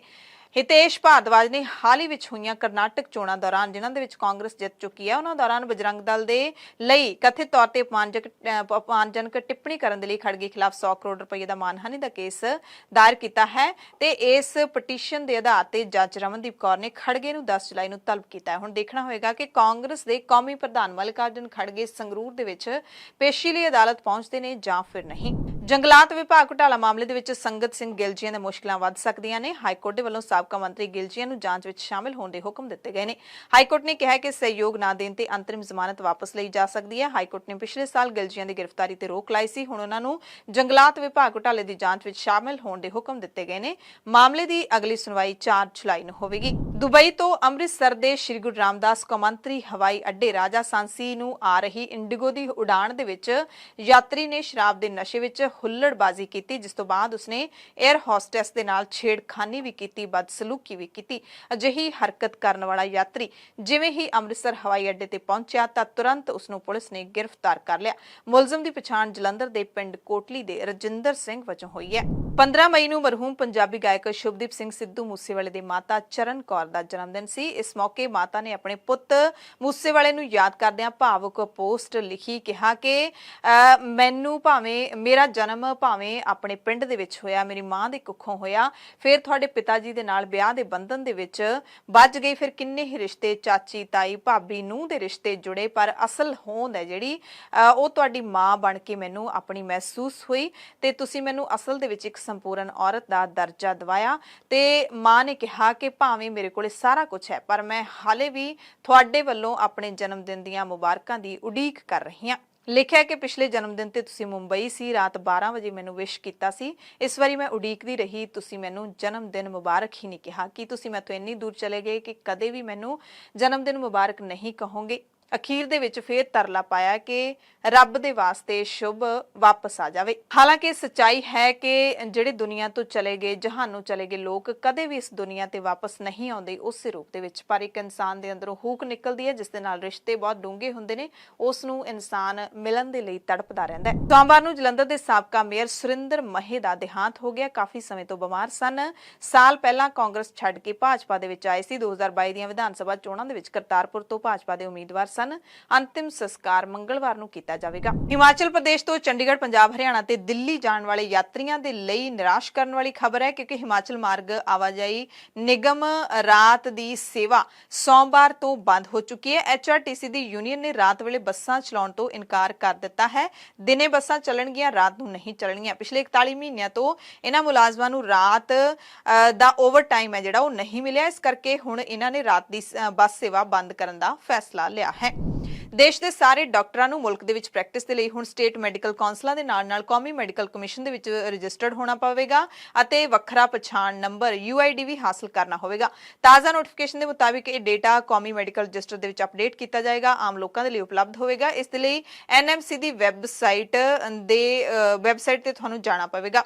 ਵੈਬਸਾਈਟ ਦੇ ਉੱਤੇ ਡਾਕਟਰ ਬਾਰੇ ਵੱਖ-ਵੱਖ ਜਾਣਕਾਰੀ ਹੋਵੇਗੀ, ਜਿਵੇਂ ਕਿ ਰਜਿਸਟ੍ਰੇਸ਼ਨ ਨੰਬਰ, ਨਾਮ, ਰਜਿਸਟ੍ਰੇਸ਼ਨ ਦੀ ਮਿਤੀ, ਕੰਮ ਦਾ ਸਥਾਨ ਯਾਨੀ ਕਿ ਹਸਪਤਾਲ ਜਾਂ ਸੰਸਥਾ ਦਾ ਨਾਮ, ਡਾਕਟਰੀ ਯੋਗਤਾਵਾਂ ਸਮੇਤ ਵਾਧੂ ਮੈਡੀਕਲ ਯੋਗਤਾਵਾਂ, ਵਿਸ਼ੇਸ਼ਤਾ ਤੇ ਉਸ ਸੰਸਥਾ ਜਾਂ ਯੂਨੀਵਰਸਿਟੀ ਦਾ ਨਾਮ ਜਿੱਥੇ ਡਾਕਟਰ ਨੇ ਅਧਿਐਨ ਕੀਤਾ। ਇਹਦੇ ਵਿੱਚ ਕਿਹਾ ਗਿਆ ਕਿ ਕੋਈ ਵੀ ਵਿਅਕਤੀ ਜਿਹਨੇ ਨੈਸ਼ਨਲ ਮੈਡੀਕਲ ਕਮਿਸ਼ਨ ਐਕਟ 2019 ਦੇ ਤਹਿਤ ਮਾਨਤਾ ਪ੍ਰਾਪਤ ਮੁੱਢਲੀ ਸਹਾਇਤਾ ਯੋਗਤਾ ਹਾਸਲ ਕੀਤੀ ਹੈ ਤੇ ਐਕਟ ਦੀ ਧਾਰਾ 15 ਅਧੀਨ ਕਰਵਾਏਗੀ ਰਾਸ਼ਟਰੀ ਪ੍ਰੀਖਿਆ ਪਾਸ ਕਰਨ ਵਾਲੇ ਡਾਕਟਰ ਨੇ ਜਿਹੜੇ ਉਹ ਵੀ ਯੋਗ ਹੋਣਗੇ, ਬਸ਼ਰਤੇ ਕਿ ਉਹ ਵਿਦੇਸ਼ੀ ਮੈਡੀਕਲ ਗ੍ਰੈਜੂਏਟ ਰੈਗੂਲੇਸ਼ਨ 2011 ਦੀਆਂ ਸ਼ਰਤਾਂ ਨੂੰ ਪੂਰਾ ਕਰਦੇ ਹੋਣ। ਬੁਲੇਟਿਨ ਦੇ ਵਿੱਚ ਕੁਝ ਖਾਸ ਤੇ ਵੱਡੀਆਂ ਖਬਰਾਂ ਪੂਰੇ ਭਾਰਤ ਅਤੇ ਪੂਰੀ ਦੁਨੀਆ ਤੋਂ। ਦੇਸ਼ ਦੀ ਜਨਤਾ ਮਹਿੰਗਾਈ ਦੇ ਕਾਰਨ ਹਾਲੋਂ ਬੇਹਾਲ ਹੋਈ ਰਹਿੰਦੀ ਹੈ ਤੇ ਮਹਿੰਗਾਈ ਉਹਨਾਂ ਦੀ ਜਮ੍ਹਾਂ ਪੂੰਜੀ ਨੂੰ ਚੂਸਦੀ ਰਹਿੰਦੀ ਹੈ, ਪਰ ਸਰਕਾਰੀ ਅੰਕੜਿਆਂ ਦੀ ਜਾਦੂਗਰੀ ਦੇ ਵਿੱਚ ਥੋਕ ਕੀਮਤਾਂ ਤੇ ਆਧਾਰਿਤ ਮਹਿੰਗਾਈ ਹੈ ਜਿਹੜੀ ਅਪ੍ਰੈਲ ਦੇ ਵਿੱਚ ਘਟ ਕੇ 0.92% ਰਹਿ ਗਈ ਹੈ, ਜਦਕਿ ਮਾਰਚ ਦੇ ਵਿੱਚ 1.34% ਹੁੰਦੀ ਸੀ। ਸੁਪਰੀਮ ਕੋਰਟ ਨੇ ਗੰਗਾ ਤੇ ਯਮੁਨਾ ਨਦੀਆਂ ਨੂੰ ਸਾਫ਼ ਕਰਨ ਤੇ ਇਹਨਾਂ ਦੀ ਸੁਰਜੀਤੀ ਯੋਜਨਾ ਦੀ ਨਿਗਰਾਨੀ ਕਰਨ ਦੀ ਮੰਗ ਵਾਲੀ ਪਟੀਸ਼ਨ ਤੇ ਸੁਣਵਾਈ ਤੋਂ ਇਨਕਾਰ ਕਰਦਿਆਂ ਕਿਹਾ ਕਿ ਇਹਦੇ ਲਈ ਵਿਸ਼ੇਸ਼ ਟ੍ਰਿਬਿਊਨਲ ਹੈ। ਸਿਖਰਲੀ ਅਦਾਲਤ ਸਵਾਮੀ ਗੁਰਚਰਨ ਮਿਸ਼ਰਾ ਵੱਲੋਂ ਦਾਇਰ ਪਟੀਸ਼ਨ ਤੇ ਸੁਣਵਾਈ ਕਰ ਰਹੀ ਸੀ, ਜਿਹਦੇ ਵਿੱਚ ਨਦੀਆਂ ਨੂੰ ਸਾਫ਼ ਕਰਨ ਤੇ ਉਹਨਾਂ ਦੀ ਸੁਰਜੀਤੀ ਦੇ ਲਈ ਯੋਜਨਾ ਦੀ ਨਿਗਰਾਨੀ ਕਰਨ ਦੇ ਨਿਰਦੇਸ਼ਾਂ ਤੇ ਮੰਗ ਕੀਤੀ ਗਈ ਸੀ। NIA ਨੇ ਜੰਮੂ ਕਸ਼ਮੀਰ ਦੇ ਕਈ ਜ਼ਿਲ੍ਹਿਆਂ ਦੇ ਵਿੱਚ ਅੱਤਵਾਦੀ ਸਾਜ਼ਿਸ਼ ਦੇ ਮਾਮਲੇ ਦੀ ਜਾਂਚ ਦੇ ਸਿਲਸਿਲੇ 'ਚ ਕਈ ਥਾਵਾਂ ਤੇ ਛਾਪੇਮਾਰੀ ਕੀਤੀ। ਪੁਲਵਾਮਾ, ਸ਼ੋਪੀਆਂ ਤੇ ਅਨੰਤਨਾਗ ਜ਼ਿਲ੍ਹਿਆਂ ਦੇ ਵਿੱਚ ਛਾਪੇ ਮਾਰੇ ਗਏ। ਛਾਪੇਮਾਰੀ ਸੰਬੰਧੀ ਪੂਰੀ ਜਾਣਕਾਰੀ ਹੈ ਜਿਹੜੀ ਉਹ ਤਾਂ ਨਹੀਂ ਮਿਲ ਸਕੀ, ਪਰ ਇੰਨਾ ਪਤਾ ਲੱਗਿਆ ਕਿ ਪਿਛਲੇ ਹਫ਼ਤੇ NIA ਨੇ ਅਦਾਲਤ ਦੇ ਹੁਕਮਾਂ ਤੋਂ ਬਾਅਦ ਗੈਰ ਕਾਨੂੰਨੀ ਗਤੀਵਿਧੀਆਂ ਰੋਕੂ ਐਕਟ ਤਹਿਤ ਕਸ਼ਮੀਰ ਦੇ ਵਿੱਚ 3 ਮੁਲਜ਼ਮਾਂ ਦੀਆਂ ਜਾਇਦਾਦਾਂ ਕੁਰਕ ਕੀਤੀਆਂ ਸਨ। ਅਡਾਨੀ ਹਿੰਡਨਬਰਗ ਮਾਮਲੇ ਦੇ ਵਿੱਚ ਸੁਪਰੀਮ ਕੋਰਟ ਦੇ ਵਿੱਚ ਅੱਜ ਸੁਣਵਾਈ ਹੋਈ। ਇਸ ਦੌਰਾਨ securities and exchange board of India ਯਾਨੀ ਕਿ ਸੇਬੀ ਨੇ ਸੁਪਰੀਮ ਕੋਰਟ ਨੂੰ ਦੱਸਿਆ ਕਿ 2016 ਤੋਂ ਅਡਾਨੀ ਗਰੁੱਪ ਦੀ ਜਾਂਚ ਦੇ ਸਾਰੇ ਦਾਅਵੇ ਤੱਥਹੀਣ ਨੇ। ਜਵਾਬ ਦੇ ਵਿੱਚ ਰੈਗੂਲੇਟਰੀ ਵੱਲੋਂ ਸੁਪਰੀਮ ਕੋਰਟ ਨੂੰ ਕਿਹਾ ਗਿਆ ਕਿ 2016 ਤੋਂ ਅਡਾਨੀ ਗਰੁੱਪ ਦੀ ਜਾਂਚ ਦੇ ਦਾਅਵੇ ਅਸਲ ਦੇ ਵਿੱਚ ਪੂਰੀ ਤਰ੍ਹਾਂ ਬੇਬੁਨਿਆਦ ਨੇ। ਅਦਾਲਤ ਵਿੱਚ ਦਿੱਤੇ ਹਲਫਨਾਮੇ ਦੇ ਮੁਤਾਬਿਕ ਅਡਾਨੀ ਗਰੁੱਪ ਦੀ ਸੂਚੀਬੱਧ ਕੰਪਨੀਆਂ ਦੇ ਵਿੱਚੋਂ ਕੋਈ ਵੀ ਇਸ ਸਮੇਂ ਦੌਰਾਨ ਸੇਬੀ ਵੱਲੋਂ ਜਾਂਚ ਕੀਤੀ ਗਈ 51 ਕੰਪਨੀਆਂ ਦਾ ਹਿੱਸਾ ਨਹੀਂ ਹੈ। ਇੰਨਾ ਹੀ ਨਹੀਂ, ਸੇਬੀ ਨੇ ਅਦਾਲਤ ਨੂੰ ਇਹ ਵੀ ਦੱਸਿਆ ਕਿ ਉਸ ਦੀ ਜਾਂਚ ਦਾ ਕੋਈ ਵੀ ਗਲਤ ਜਾਂ ਸਮੇਂ ਤੋਂ ਪਹਿਲਾਂ ਸਿੱਟਾ ਨਿਆਂ ਦੇ ਉਲਟ ਹੋਵੇਗਾ, ਕਾਨੂੰਨੀ ਤੌਰ ਤੇ ਅਸਮਰੱਥ ਹੋਵੇਗਾ। ਸੇਬੀ ਨੇ ਦੱਸਿਆ ਕਿ 11 ਵਿਦੇਸ਼ੀ ਰੈਗੂਲੇਟਰਾਂ ਨੂੰ ਇਹ ਪਤਾ ਲਾਉਣ ਦੇ ਲਈ ਪਹਿਲਾਂ ਹੀ ਸੰਪਰਕ ਕੀਤਾ ਗਿਆ ਕਿ ਕੀ ਅਡਾਨੀ ਗਰੁੱਪ ਨੇ ਜਨਤਕ ਤੌਰ ਤੇ ਉਪਲਬਧ ਸ਼ੇਅਰਾਂ ਦੇ ਸੰਬੰਧ ਵਿੱਚ ਕਿਸੇ ਨਿਯਮਾਂ ਦੀ ਉਲੰਘਣਾ ਕੀਤੀ ਹੈ ਜਾਂ ਫਿਰ ਨਹੀਂ। CBI ਨੇ ਦਿੱਲੀ ਦੇ ਵਿੱਚ ਕਥਿਤ ਸ਼ਰਾਬ ਘੁਟਾਲੇ ਦੇ ਸੰਬੰਧ ਵਿੱਚ ਇੰਡੀਆ ਅਹੈਡ ਨਿਊਜ਼ ਚੈਨਲ ਦੇ ਵਪਾਰਿਕ ਮੁਖੀ ਤੇ ਪ੍ਰੋਡਕਸ਼ਨ ਕੰਟਰੋਲਰ ਨੂੰ ਗ੍ਰਿਫਤਾਰ ਕੀਤਾ ਹੈ। ਅਰਵਿੰਦ ਕੁਮਾਰ ਸਿੰਘ ਨੂੰ ਇੱਕ ਕੰਪਨੀ ਨੂੰ 18 ਕਰੋੜ ਰੁਪਏ ਭੇਜਣ ਦੇ ਦੋਸ਼ ਹੇਠ ਫੜਿਆ ਗਿਆ। ਕੰਪਨੀ ਗੋਆ ਚੋਣਾਂ ਦੌਰਾਨ ਆਮ ਆਦਮੀ ਪਾਰਟੀ ਦੀ ਮੁਹਿੰਮ ਨੂੰ ਸਾਂਭ ਰਹੀ ਸੀ। ਛੱਤੀਸਗੜ੍ਹ ਦੇ ਬਲੌਦਾ ਬਾਜ਼ਾਰ ਜ਼ਿਲ੍ਹੇ ਦੇ ਵਿੱਚ ਸੜਕ ਹਾਦਸੇ ਵਿੱਚ 5 ਔਰਤਾਂ ਸਮੇਤ 6 ਜਣਿਆਂ ਦੀ ਮੌਤ ਹੋ ਗਈ ਤੇ 21 ਜਣੇ ਜ਼ਖਮੀ ਹੋ ਗਏ। ਜ਼ਿਲ੍ਹੇ ਦੇ ਪਾਲਰੀ ਥਾਣਾ ਖੇਤਰ ਅਧੀਨ ਪੈਂਦੇ ਗੌੜਾ ਪੁਲੀਆ ਦੇ ਨੇੜੇ ਐਤਵਾਰ ਦੇਰ ਰਾਤ ਟਰੱਕ ਤੇ ਪਿਕਅਪ ਦੀ ਟੱਕਰ ਦੇ ਵਿੱਚ 5 ਜਣੇ ਮਾਰੇ ਗਏ। ਟੱਕਰ ਦੇ ਵਿੱਚ ਔਰਤਾਂ ਤੇ ਇੱਕ ਬੱਚੇ ਦੀ ਵੀ ਮੌਤ ਹੋਈ ਹੈ। ਵਿਦੇਸ਼ ਦੀਆਂ ਖਬਰਾਂ ਦੇ ਵਿੱਚ ਸਭ ਤੋਂ ਵੱਡੀ ਖਬਰ ਪਾਕਿਸਤਾਨ ਤੋਂ ਹੈ, ਜਿੱਥੇ PDM ਯਾਨੀ ਕਿ ਪਾਕਿਸਤਾਨ ਡੈਮੋਕ੍ਰੈਟਿਕ ਮੂਵਮੈਂਟ ਦੇ ਕਾਰਕੁਨਾਂ ਨੇ ਪਾਕਿਸਤਾਨ ਦੀ ਸੁਪਰੀਮ ਕੋਰਟ ਤੇ ਹੀ ਹਮਲਾ ਕਰ ਦਿੱਤਾ। ਪੁਲਿਸ ਕਥਿਤ ਤੌਰ ਤੇ ਮੂਕ ਦਰਸ਼ਕ ਬਣੀ ਰਹੀ। ਪ੍ਰਦਰਸ਼ਨਕਾਰੀਆਂ ਨੇ ਕਈ ਮਾਮਲਿਆਂ ਦੇ ਵਿੱਚ ਸਾਬਕਾ ਪ੍ਰਧਾਨ ਮੰਤਰੀ ਇਮਰਾਨ ਖਾਨ ਨੂੰ ਰਾਹਤ ਦੇਣ ਦੇ ਲਈ ਸੁਪਰੀਮ ਕੋਰਟ ਤੇ ਹਮਲਾ ਕੀਤਾ। ਡਾਨ ਨਿਊਜ਼ ਨੇ ਰਿਪੋਰਟ ਦਿੱਤੀ ਕਿ ਸੰਘੀ ਰਾਜਧਾਨੀ ਦੇ ਵਿੱਚ ਦਫਾ 44 ਲਾਗੂ ਹੋਣ ਦੇ ਬਾਵਜੂਦ ਜਮੀਅਤ ਉਲੇਮਾ ਇਸਲਾਮ ਫਜ਼ਲ ਦੇ ਵਰਕਰਾਂ ਤੇ ਸਮਰਥਕਾਂ ਸਮੇਤ ਬਹੁਤ ਸਾਰੇ ਪ੍ਰਦਰਸ਼ਨਕਾਰੀ ਰੈੱਡ ਜ਼ੋਨ ਵਿੱਚ ਦਾਖਲ ਹੋ ਗਏ। ਇਸ ਘਟਨਾ ਤੋਂ ਬਾਅਦ ਪਾਕਿਸਤਾਨ ਦੇ ਰੱਖਿਆ ਮੰਤਰੀ ਖਵਾਜਾ ਆਸਿਫ ਨੇ ਜਾਂਚ ਦੇ ਲਈ ਸੰਸਦਾਂ ਦੀ ਇੱਕ ਕਮੇਟੀ ਬਣਾਉਣ ਦੀ ਮੰਗ ਕੀਤੀ ਹੈ। ਉਹਨਾਂ ਨੇ ਕਿਹਾ ਕਿ ਸੁਪਰੀਮ ਕੋਰਟ ਸਰਵਉੱਚ ਹੈ ਤੇ ਇਸ ਨੂੰ ਸਥਾਪਿਤ ਕਰਨ ਦੀ ਜ਼ਰੂਰਤ ਹੈ, ਜਾਂਚ ਕਰਨ ਦੀ ਜ਼ਰੂਰਤ ਹੈ। ਉਧਰ ਪਾਕਿਸਤਾਨ ਦੇ ਸਾਬਕਾ ਪ੍ਰਧਾਨ ਮੰਤਰੀ ਇਮਰਾਨ ਖਾਨ ਨੇ ਦਾਅਵਾ ਕੀਤਾ ਹੈ ਕਿ ਦੇਸ਼ ਦੀ ਤਾਕਤਵਰ ਫੌਜ ਨੇ ਉਹਨਾਂ ਨੂੰ ਦੇਸ਼ਧਰੋਹ ਦੇ ਦੋਸ਼ ਹੇਠ ਅਗਲੇ 10 ਸਾਲਾਂ ਤੱਕ ਜੇਲ੍ਹ ਵਿੱਚ ਰੱਖਣ ਦੀ ਸਾਜ਼ਿਸ਼ ਰਚੀ ਹੈ। 70 ਸਾਲਾ ਖਾਨ ਨੇ ਅਪਰਾਧੀਆਂ ਦੇ ਗਰੋਹ ਖਿਲਾਫ ਆਪਣੇ ਖੂਨ ਦੀ ਆਖਰੀ ਬੂੰਦ ਤੱਕ ਲੜਨ ਦੀ ਸਹੁੰ ਖਾਧੀ ਹੈ।